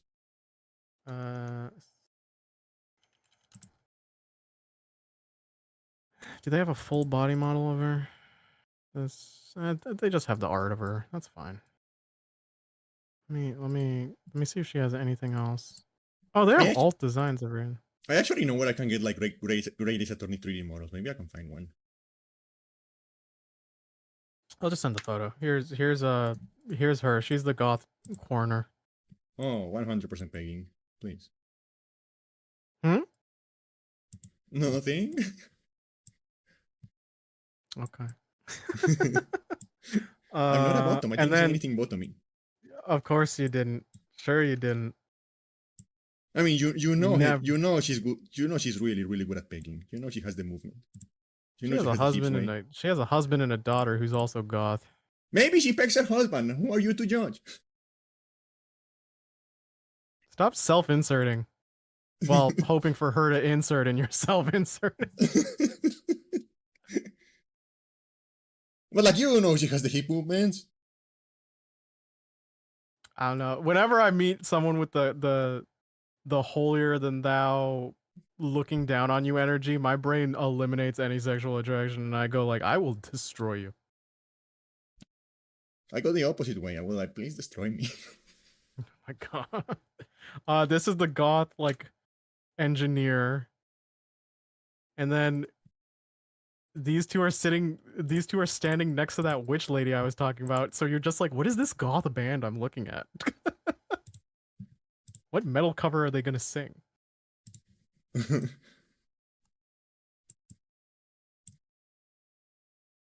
But yeah, Ace Attorney designs in general are just usually good, especially during the Great Ace, because they kind of do mix like they genuinely mix like some steampunk elements and then some refined elements and other stuff too. It's very nice. Yeah, I'll probably I'm gonna wrap it. I definitely know I'm gonna finish it tomorrow. It's just a question as to whether or not I'm gonna finish Ace Attorney 5 tomorrow, because I am planning to sell my Switch. And you know what the funny thing is? I was going to, I mean, I would never, but some people may jailbreak their Switch before selling it as an advertising method. And Nintendo used to be cool with this, but apparently now Nintendo is not cool with you homebrewing again. So, fuck me, I guess. Yeah. I don't know. I don't know how that will even work, because like the thing is, like when you homebrew like a console, you like take it offline, and it isn't like, yeah, that's fine. It isn't being monitored by them anymore. Yeah, I So don't. like, how are they Well, going to like yeah, realize? I don't know how they're gonna reinforce that. Honestly, though, like people usually just do it so they can load up like almost any Nintendo library property on a Switch, Yeah, like prior, and that's the whole point. So online is like kind of a pipe dream at that point. Because I mean, to be fair, like other than Smash, I can't think of any people really caring that much about Nintendo Online. nice boots Are they? for my balls. Yeah, I mean what? Oh, oh my god. But yeah, her name is Dr. Seeth. She has a goth daughter who's also a corner. Um yeah. The daughter wears a plague mask. That's cool. So there's there's a lot of cool design elements that they do with a lot of these characters. Yeah. Um and so can't wait till I play 5 and 6 maybe, but then I'm gonna have to say goodbye to this cast. I mean the pro tip I've gotten is like if you're about to like finish a game and you have to say goodbye to a cast, like maybe like half an hour before you're done that game or an hour before you're done that game, start up a new game with a cast and then you kind of you're kind of diverting some of the pain that's gonna be happening. Yeah. But yeah. And that was mostly my week, I guess. I didn't watch more video game movies, I know that. I don't know. What was I going to say? Oh yeah, like I think like apart from like I don't know, apart from like the game I'm playing on stream, I've also been playing another game off stream. It is just like a dumb like free to play anime shooter. But I don't know. I've actually been having a lot of fun with it. That's And good. I don't know if the game's still like putting me with bots or like what's going or like if I'm just like I got like really good at shooters out of nowhere. But like I get into a match and like it's like like it's like team deathmatch, the first team to 50 kills, right? Mm-hmm. And I get like 35 in a row without dying, and it's like, what the fuck is going on? Am I playing against Nice. Let's bots? go. Like, what's going That's on fair. here? And I get to the end of a match, and like of course there's like three different. Of course, it's a modern free to play game, so like of course there's like 5 different things you have to level up, right? Yeah. And because I'm getting so many points, uh, because I'm getting so many points, and because like so many points, like every time I finish a match, it just like those bars are just like going woo woo woo woo woo, and it's like, what the fuck is going on? Or maybe just my monkey brain finding stuff that like because I don't know. I found like I'm very good at just like getting headshots from like people who are peeking. Just like you can see just like Mm. you can see just like the line of the hair, and I'm very good at just like getting that. Better in the shooters than I'll ever be. I mean, you don't play shooters, so like of I course I'm don't. I better than don't you like at them. that. Yeah. Yeah. I've only played third-person cover shooters pretty much, and mostly because they're like just packed with action, like Vanquish or something like that. I don't play first person, so yeah.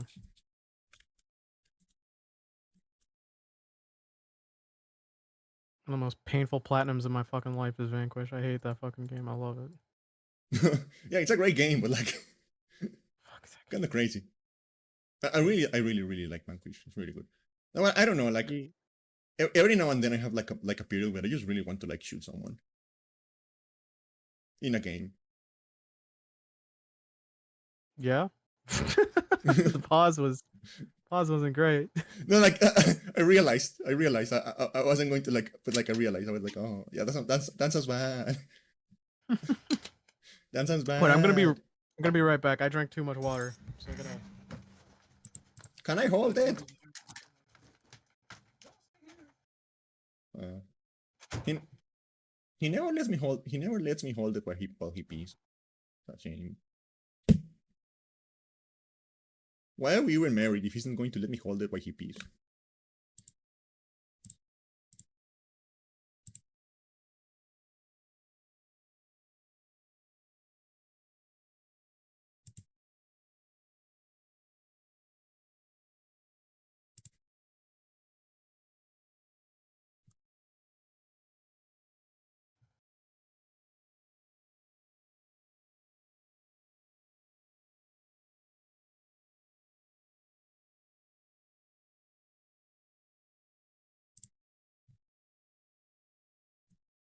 I wonder how long it takes him, because I don't think he's ever like, you know, that thing where like you're just like in a voice call and you just go to pee on the voice call, like without like disconnecting from the voice call. I wonder if like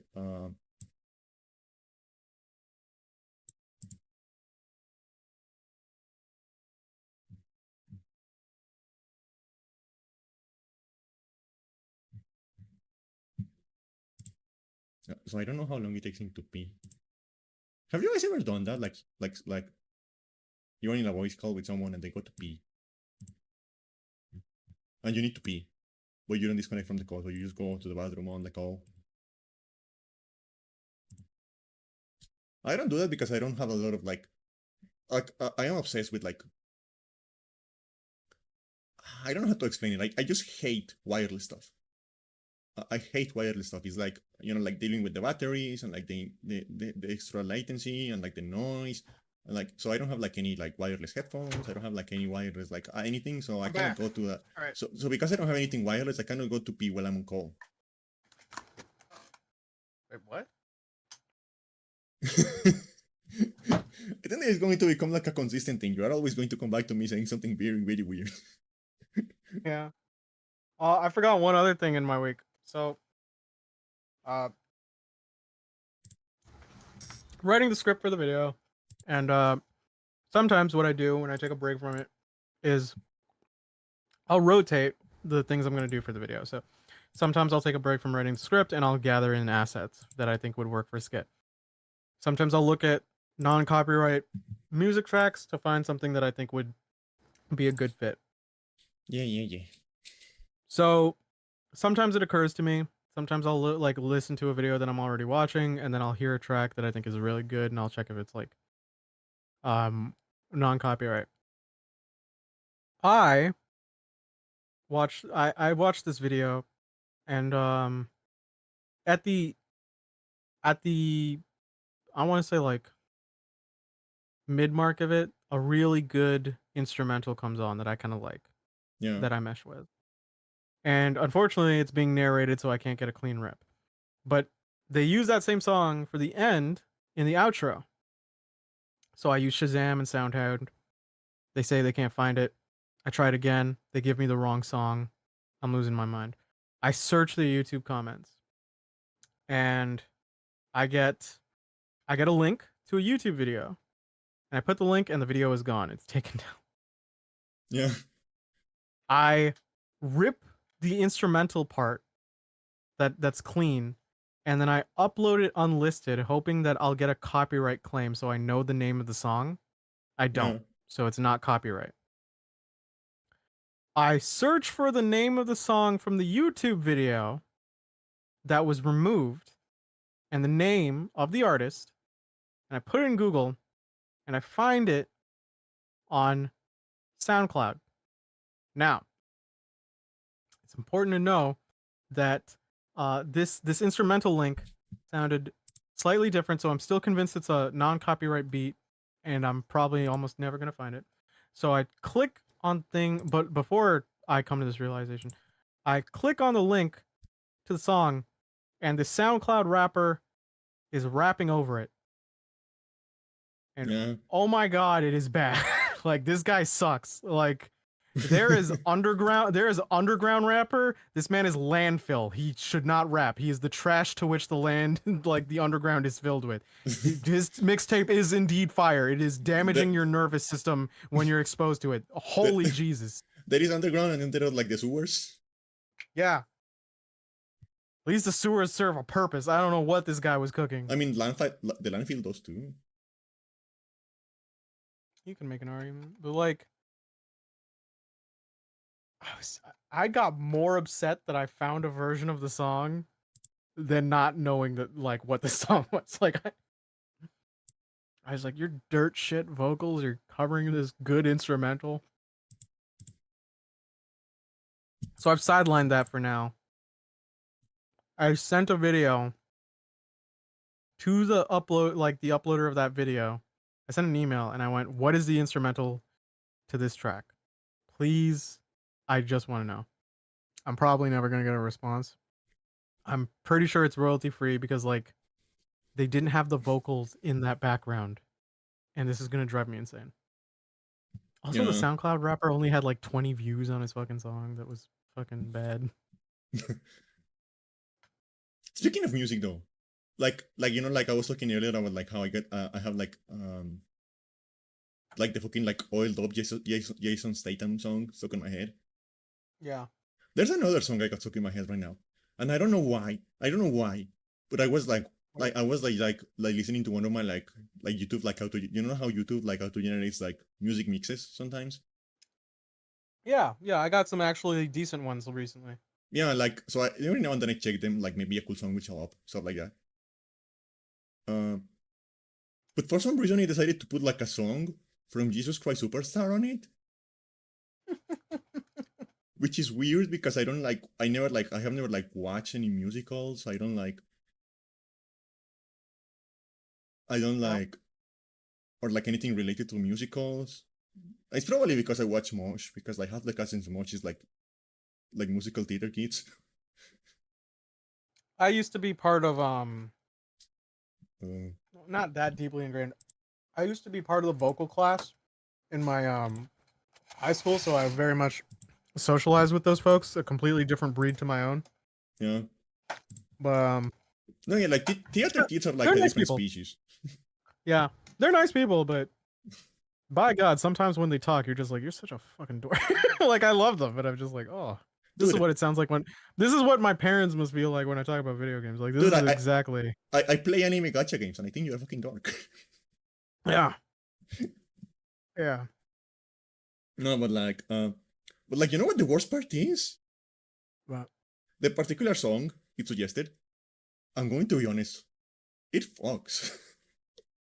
hey, well, I mean, like, hey, sometimes like the it's a, algorithm works in your favor. like it's a really honestly like the song is so good. I almost want to watch this. I almost want to watch the musical now Some musicals are actually pretty good. Like because it's when I really was in the good. vocal class, yeah, when I was in the vocal class, they would show us like some musicals, like either the movie adaptations of them or like recordings of the stage. And some of them are really like just genuinely good. Yeah, yeah, like the song it suggested is called "Heaven on Their Minds." I think it is the first song in the musical. I think, or like the first like big number. Um, I did and watch Jesus Christ Superstar now that I remember. Yeah, and it's really really good. It's like the song where like wasn't Judas Black? in I the think they made movie, Judas yeah, Black. in the movie Yeah, he yeah, is. yeah. But I think the version I it put was like the musical one. Like the stage play musical. Yeah. Okay. Uh, but yeah, it's really really good. Like it is like super like super like funky super like easy going like prog rock with like a really really good piano section. Uh, Mhm. it, the singing is fantastic. Like um like the range and like uh the way the singer is using his range is very very very impressive and stuff like that. And it's just like a very catchy song, and like the lyrics are like very interesting. Cause, and I'm wondering what Jesus Christ Superstar is about, because like the lyrics are like Judas trying to convince Jesus that like he's playing with fire, right? Yeah, yeah. I mean, it's just a retelling, kind of like, but in a like it's a reimagining, I guess, if you want to say. Like the lyrics are like Judas trying to convince Jesus that like he's playing with fire. Yeah. It's like he's like there's a part where he's like they think they found their new Messiah, and they hurt you when they think that when they find if they think they're wrong. Uh,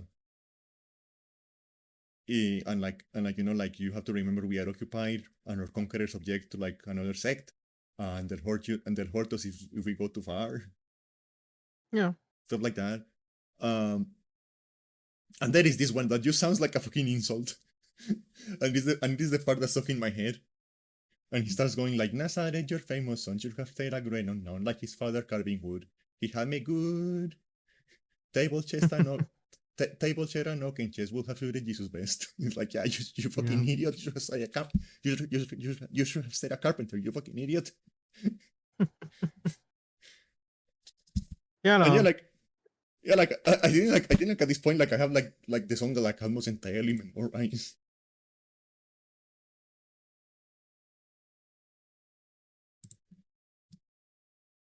but I'm not going to sing it because it might be copyright. I don't know. It might be. I don't know. Like if you just sing a song without like any like backing track, do you get copyright struck? You can still get copyright. That's bullshit, dude. It is. It absolutely is. Nazareth, you're famous. It's and as you have if stayed a it's as great if number. music copyright is a bunch of horrible bullshit. Hey, it could have been worse. Remember the days of old YouTube? Where what was it? Warner Music and fucking Universal Music would just destroy a video on like the slightest amount of music. Yeah. Like now they do my bad. Now they do horrible monetization practices that kind of like take a percentage ratioed by the thing, but I think if I remember correctly, it's like still a little too much for comfort. Yeah. But like back in the day, if you had any like sample of like that music in, your video was just down and gone. Yeah. Yeah. Uh The Naruto AMV creators were weeping. yeah. They starved. There's also like this really good line on the song. Mm-hmm. It's like at the beginning. Well, yeah, like you, because like I think like Yura doesn't think Jesus is actually like God. And he thinks like this idea of like being the Messiah is like going to like, from the context I got it from the song, because again I haven't watched the show, I haven't listened to any other songs. But from the context I got it from the song, it feels like, yeah, like Yura doesn't believe like in the God stuff, and he thinks like going with like the Messiah stuff is going to end up like getting them killed. Mm-hmm. And like there is part at the beginning of the song where he's like, you really do believe the things they say of you, you really do believe this talk of God is true, blah, blah, blah, blah, blah. And then he says something else, and then he goes like and then he goes like, the thing is like you have begun to matter more than the things you say. And he's like, oh, that's a really good line. That's a really good line. I really like that. I don't know, like it's a very catchy song. I mean, they're made to be like that, right? Like they just get you hooked in. Yeah, and I really like I can just imagine you as being like they're on the back of Jesus singing the part about like you just send a carpenter, you fucking go make some fucking tables. Would I talk to my religion savior like that? Absolutely. If I had to like travel back in time, I'd be like, come on, man. Go make some fucking tables, you fucking idiot. Yeah. Alternate timeline. We get like the best furniture on the face of the earth. Yeah, like literally divine furniture. Handcrafted by Jesus himself. You will sleep like a baby in the hands of God. Actually, that sounds like infant death syndrome. Actually. Yeah, exactly. I was gonna be like, that just sounds like you're putting me down. Like, I don't know. That's such a fucking terrifying thing. The fact that like babies just die sometimes and we don't know why. Yeah. So we just call it like infant sudden death syndrome. Yeah, but then there's just actual sudden death syndrome. I'm gonna knock on wood. I don't want to fucking. But yeah, it's like the fucking human body is scary. There's also like there was like that thing I saw recently that I sent you guys. It's just like apparently there's like just a genetic mutation of people who can just be fine with 4 to 5 hours sleep completely. Yeah. Like absolutely. Yeah, me too. Like, cause it's just like the amount that the normal person would take would be anywhere from 7 to 9 hours. They get that done in 4 to 5. Like the amount of stuff I could do with a 19-hour day. Yeah.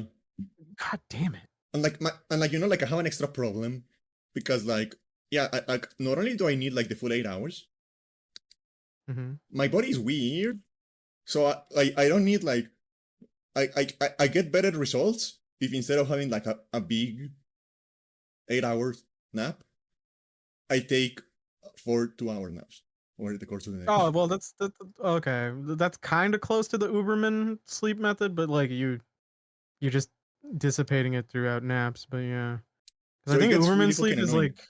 So it gets really annoying because like is 4 hours.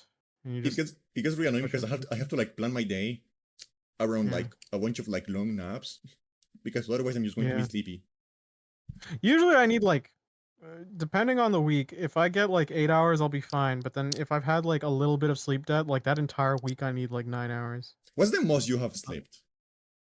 Oh, Like, when I was a kid in grade 2, after I think a surgery, it wasn't in the hospital. I slept for like I want to say more than 24 hours. yeah, Like I slept, I woke up, and then I saw it and it was like 6 o'clock. I'm like, wow, I had a really deep sleep. That was only 2 hours. And my mom's like, nah, dog, it's Sunday. I'm like, oh. I think the most I have ever slept, like continuously, is around like 24 hours. But hmm uh, like if we are going to uh, like you wake up, you go pee, and then you go back to sleep. Oh yeah, that happens. That happens to me a lot when I drink a lot of water. If we are going to count For that, a lot now.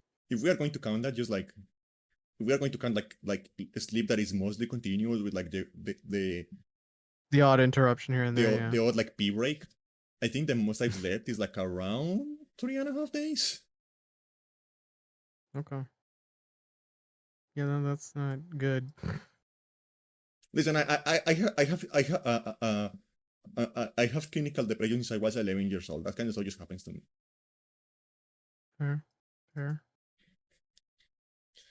And that's crazy because like I started like the depression showed up when I was so young that I kind of don't remember what it's like to not be depressed.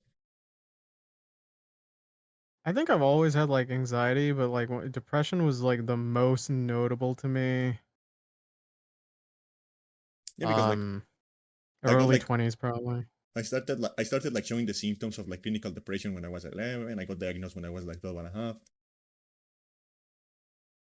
And because it's clinical depression and not seasonal or anything, it's just been there forever ever since. So I'm just kind of like that. I don't really remember what That is happens for a that lot like of not. people, yeah. I don't really remember what it's like not being depressed. Yeah. It's been a while for me too. Just get my mood like down and stuff like that too. It's like it's definitely like when I was a kid, like my anxiety was always present as a kid. I think I had like my event essentially that kind of just like did me in for my actual depression. Yeah. No, Yeah. I don't And know. then I got like diagnosed officially and it was like, oh, okay, that's what that is. Yeah, I don't know. I don't really like. It's really weird. Yeah, it's really weird to see just like a medical document with your name and it just goes depressed. And you're like, oh. Yeah, it's like yeah, this bitch is sad.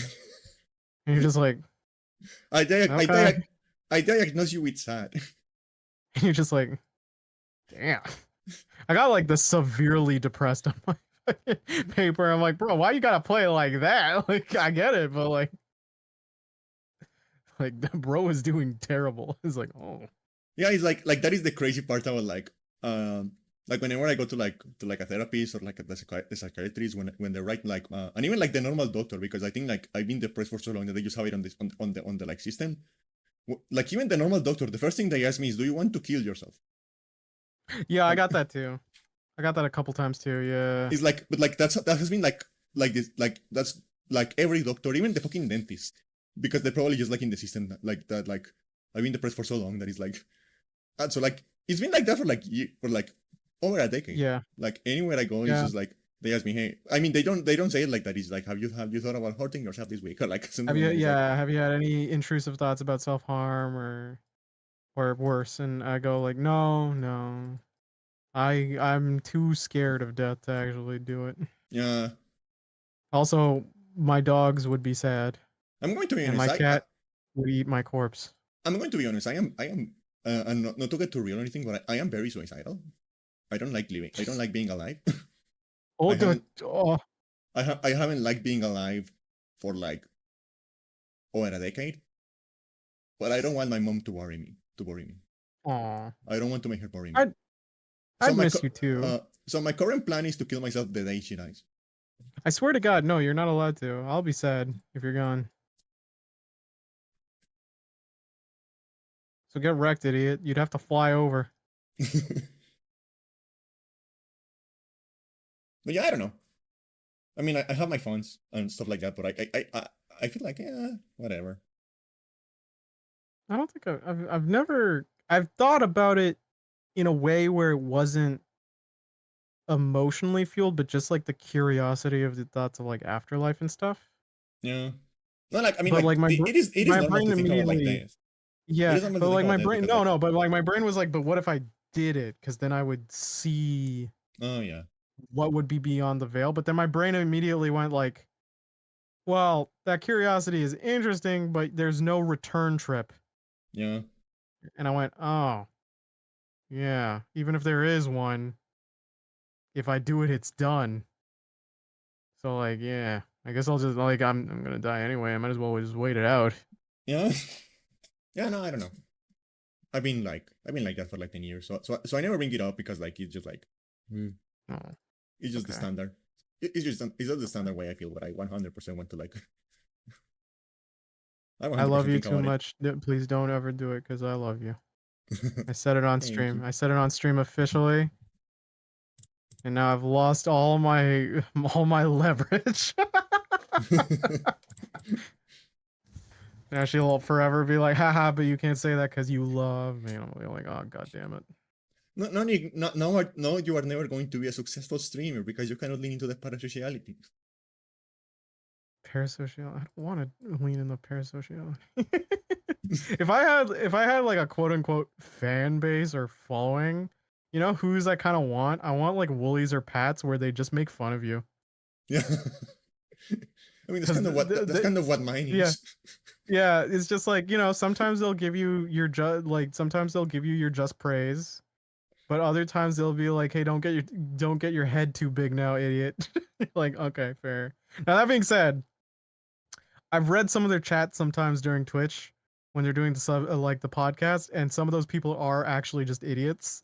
I wouldn't want Yeah. them, but like, I mean, yeah, like in a that yeah, that is like the statistically like that's when you yeah, get to like the statistical kind of like stuff because like for example when you're like my yeah, size, I pretty much like recognize everyone who shows up and I know who they are and I know yeah, what they're yeah. about. So like I feel like but like when you're that size, you get like just like random people like all the time. You do. Like, to be fair, like I, Woolies like I Pat was did watching. joke like they remember some people and they go like, "Oh, I know that guy. He's gonna say a bad take." Yeah, like I was watching a streamer I like a VTuber I like. Um, Shocking. I am a VTuber fan. Crazy, right? Hmm. I was watching a VTuber I like the other day, and she was talking about like, "Hey, look, a new chatter. I did and she mentioned it felt kind of weird because she hadn't gotten a new chatter in like an hour,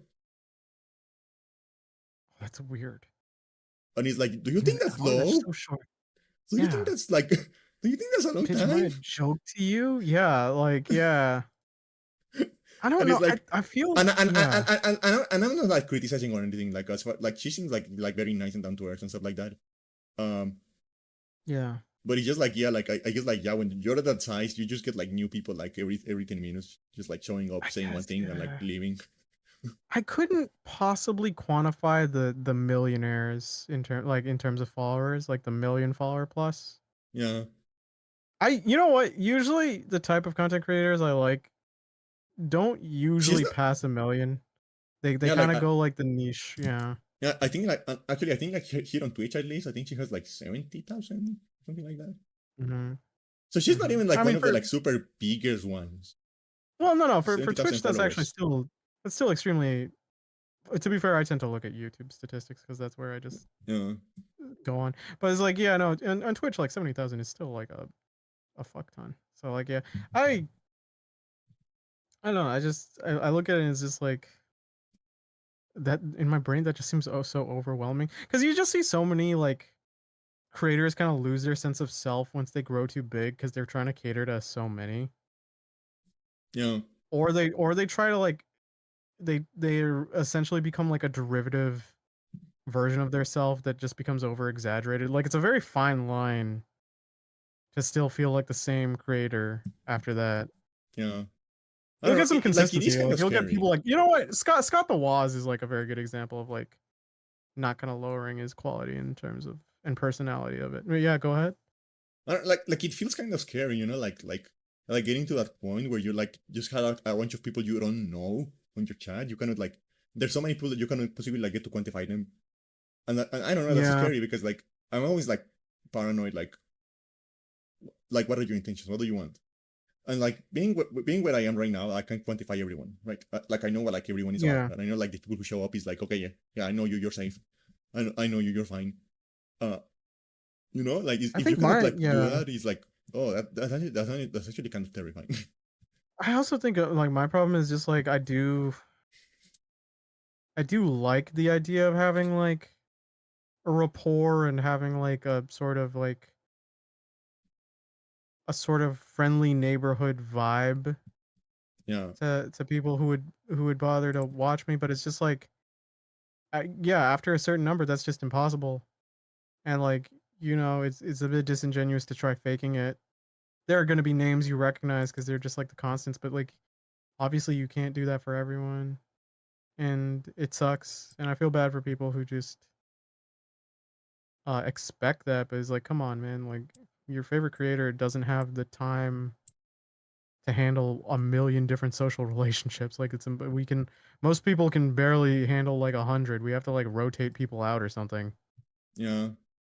No, So yeah, yeah. like the brain just starts like replacing and like removing people when you're like, yeah, Yeah, and so like it's I mean it's a problem we don't necessarily have to think about right now. It's fine, but you never know. One day I don't know. you'd probably you'd probably do it. You'd probably be fine. Get a big following, and And then then we can and take over, then and then when I have enough people, we can take over a country. why did you say okay? Do you mean you and them, or are you pulling me into this too? I mean, if you wanna, Which country? I don't know, somewhere nice. Thank you. That really I just want to be, I just want to be like the dictator of a nice cozy country. I want worst to be, conquer ever. I want to be a cottagecore cozy dictator. So, leader, where would you like to? Where shall our conquest begin? You're just lying on your stomach on your bed, twirling your hair. I don't know. Somewhere nice, you know, Somewhere nice. you know, Uh, where is the temperature fine right now? well, we could go to Hawaii. Hawaii is so small. And the volcano. Um, okay. Would you like somewhere in Europe? Europe's nice. Yeah, maybe Okay, we take over like Switzerland. I don't know. They have pretty mountains over there. twirling hair.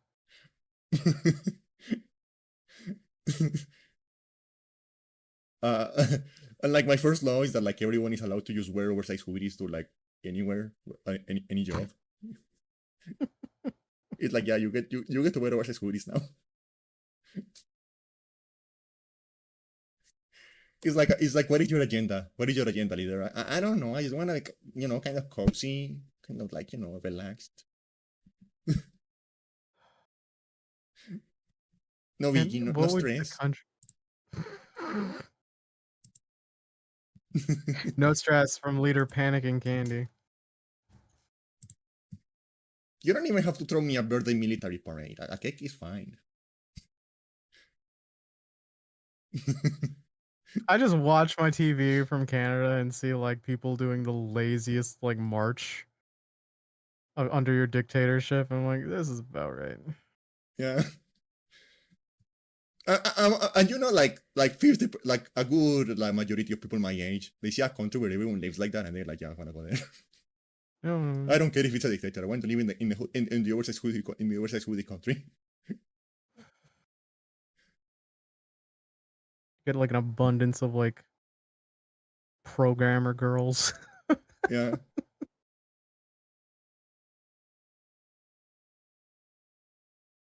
No, like I feel Eh, like yeah, you need to like take over somewhere with like if you want to like live like that, you have to like uh take over somewhere with like rare air metal or something like that. You know, like a resource that like absolutely everyone needs and that is rare. yeah. And then you just like you just like let other countries like you designate like little areas where other countries can come and pay to like mine, and then you take that money and like make universal basic income, and then the people in your country aren't doing anything. Here's an interesting question of like, what country would you just want to take over? I guess like geographically. I don't know. Don't know. I'll have to think about it. Start plotting. Yeah, like it's like I become a dictator, and like the first national holiday is like the first like new holiday is like Opossum Day Opossum because Day? yeah, because they're cute and like cozy. Okay, there'd be a raccoon day, knowing you. There'd be a skunk day. Yeah. Yeah. Yeah. You'd have them as domestic pets. Yeah. Yeah. Yeah. I feel like with if I was ever so lucky or blessed to have a following, I'd make an underground fight arena. Killing game. So fast. It'd be 1v1 tournaments, tournament brackets, gambling's on. Let's have fun. Fight. Okay, but would it be like a shonen anime, or would it be like the cat fights in Yakuza 0? That's the question. Oh yeah, like we have to have a wombat day. We have to have a wombat day. Wombats are great. That's shonen or Yakuza. Yeah, shonen. The Yakuza fights are too short because Kiryu just comes in like a wrecking ball and finishes everyone like No, 5 I'm seconds talking about flat. the cat fights in Yakuza 0. You know where you Oh, the can bet. cat fights? No, it'd still be shonen. This would I said out of my following. That would assume I get more female followers than I get male followers. You know what else will be like? We should also have like a capybara day. Oh yeah, like a national capybara day. That would be fun. Capybara Day's cute. I love capybaras. They're just like chill. Do you know like the story of like public universal friend? Yeah, I know. The person who named themselves that. Yeah, I don't know. Like that's so cool. Like you get a brain like you get a brain injury, and instead of like becoming a serial killer, you're just like, yeah, I'm everyone's friend now. My name is It public is the universal kind of friend. this. Yeah, it's like the sweetest thing ever. Because like normally when you get like a big head injury, you end up like turning people into folk. Deranged and evil. Yeah. Or like me, a VTuber Yeah. that wants to fuck That planes. one was just like, wait, you're into planes now? How we talk about this? I mean, I'm into planes, but like not anthropomorphic planes. I'm into like the machines. I don't want anthropomorphic planes. I want like the actual machines. Oh my god, you're becoming more like Umbrain. No, but like think about Ombre, is he will never admit he wants to fuck a train. He will never admit it. Oh no, I think he's too coward he for would. that. Okay. He does, but He wouldn't admit. He wouldn't like own up to it. Okay. All right. But yeah, like I want to fuck a MiG 29. I don't care. Just a regular plane? Yeah. Like not even a transformer, just a regular plane. Yeah. No anthropomorphic features, just like the plane. I feel like anthropomorphic is like the coward's way out. Like if you want to fuck a machine, fuck the machine. Like get the metal. No anthropomorphism. No anthropomorphism. But how?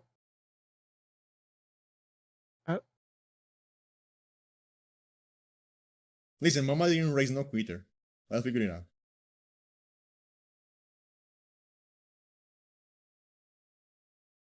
I think I still locked him.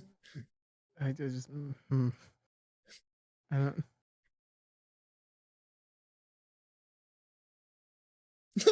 Yeah, I become a dictator, and he's like, okay, it's time for our weekly inspection of the Air Force. Please, everyone leave the room.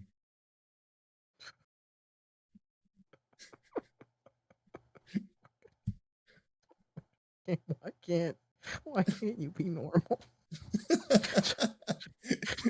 That would be my holiday. You just be normal for a day. The please can't be please can do not say anything course day.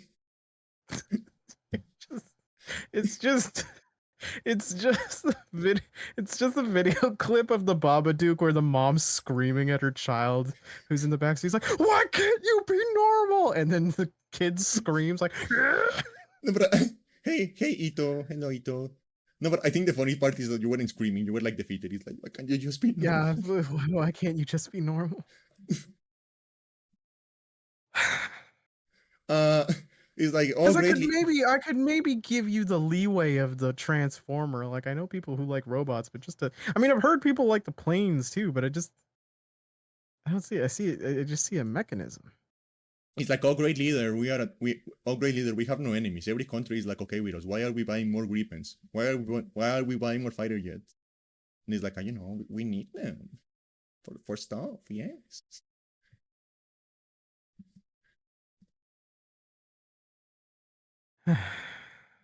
Actually, I remember like a couple of months ago, I made like an Ace Combat marathon, right? Mm-hmm. Uh, Mm-hmm. and let me see which I don't remember which one uh, I think it's in here. Oh, I don't remember which channel I pinned that image because I did like make a tier list of like planes based on how much I want to fuck them.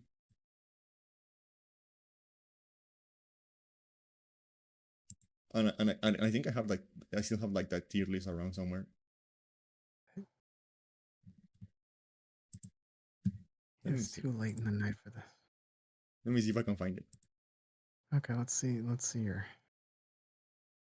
How many planes are we talking here? Like how many? I think I did like 40 planes. Jesus Christ. And I'm saying like the tier list is already completed. Like everything is already on its place. I just want to show you the final result. Okay.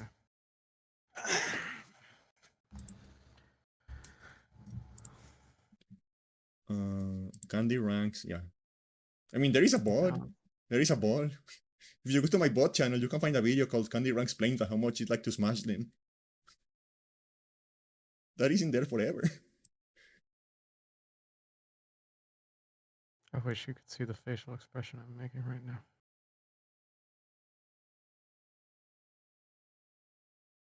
Show me the damn picture already. I'm looking for it. I don't find it. I don't remember where I put it. Okay, now I'm talking about cars. Okay, I found it. Yeah. I know, Risetsu.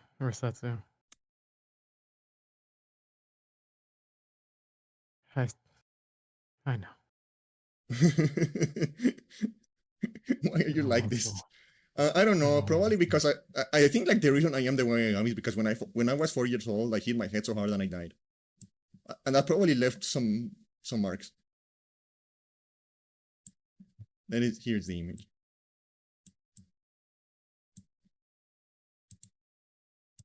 Okay, no brakes. I've used the term no brakes with you a lot.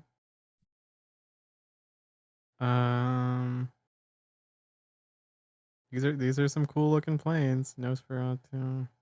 Nosferatu's on the top of your list, huh? It's a really pretty plane. Unfortunately, it's not a real plane. It's one of those like fake planes they made for Ice Combat. But it's very pretty. Is this like even in the tier list? Is this order from most to least? No, I think not. Oh, okay. Because most people do that. Like they order from the most to the. So what on the no bricks category? Just like the canonically your top pick. What's the MiG-29. mid-29? Oh, okay. Oh, you kind of like the nose, that kind of nose. It has very sexy curves.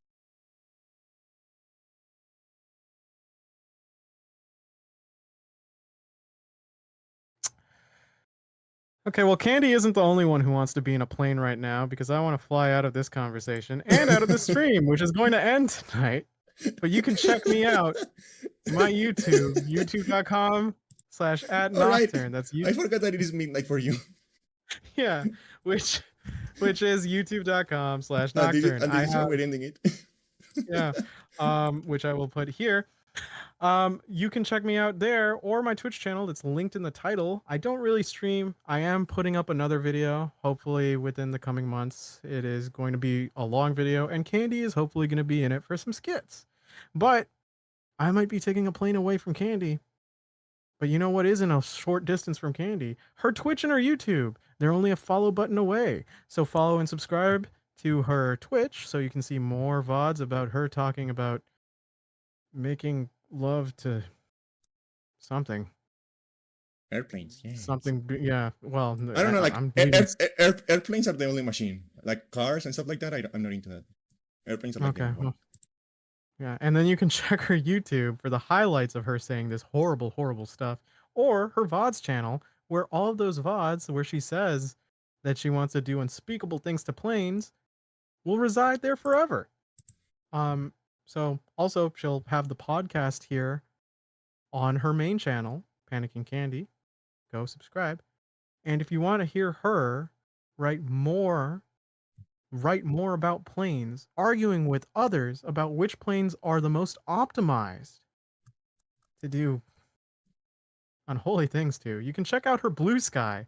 But if she's with those planes, it won't be a blue sky for long. It You will be can white. yeah, you can follow her there and check her ramblings, or you can see in real Sorry. time. Yeah, that was a joke.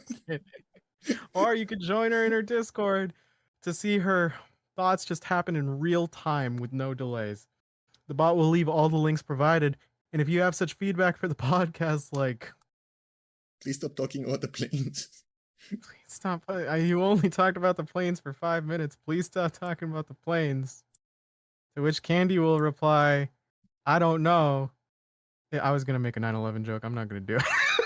Yeah, that's for when I convinced Pachi to come into the stream. You know she's going to do it. You know when we get Pachi here, it's going to be like countdown to like 9/11. It's going to be me just screaming in a duffel bag for 2 hours. Anyway, thanks for listening. Stay safe and have a happy and wonderful week, everyone. Take care. Bye bye. I'm Nock. This is Candy, and this is our podcast. Bye. Bye.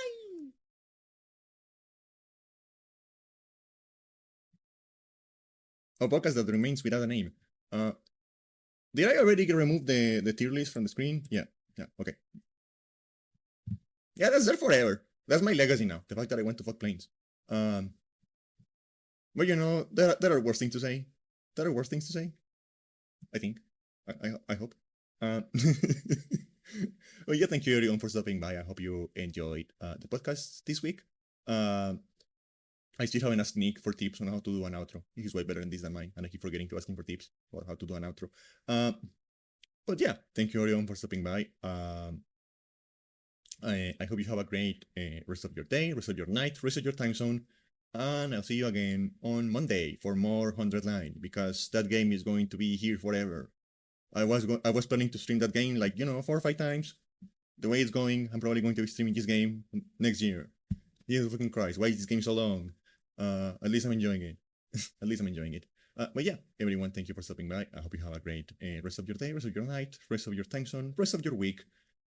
And I'll see you again on Monday, hopefully. As usual, I will put like a more like detailed schedule on my Discord when I am more precise about like how my timeline is going to look next week. But for now, yeah, thank you again for stopping by, and I'll see you again on Monday. Bye bye. Bye bye.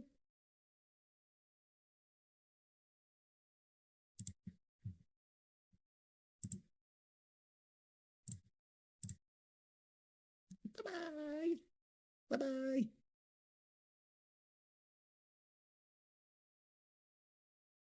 I wonder what the background is going to be next week. I need to come up with an idea for that.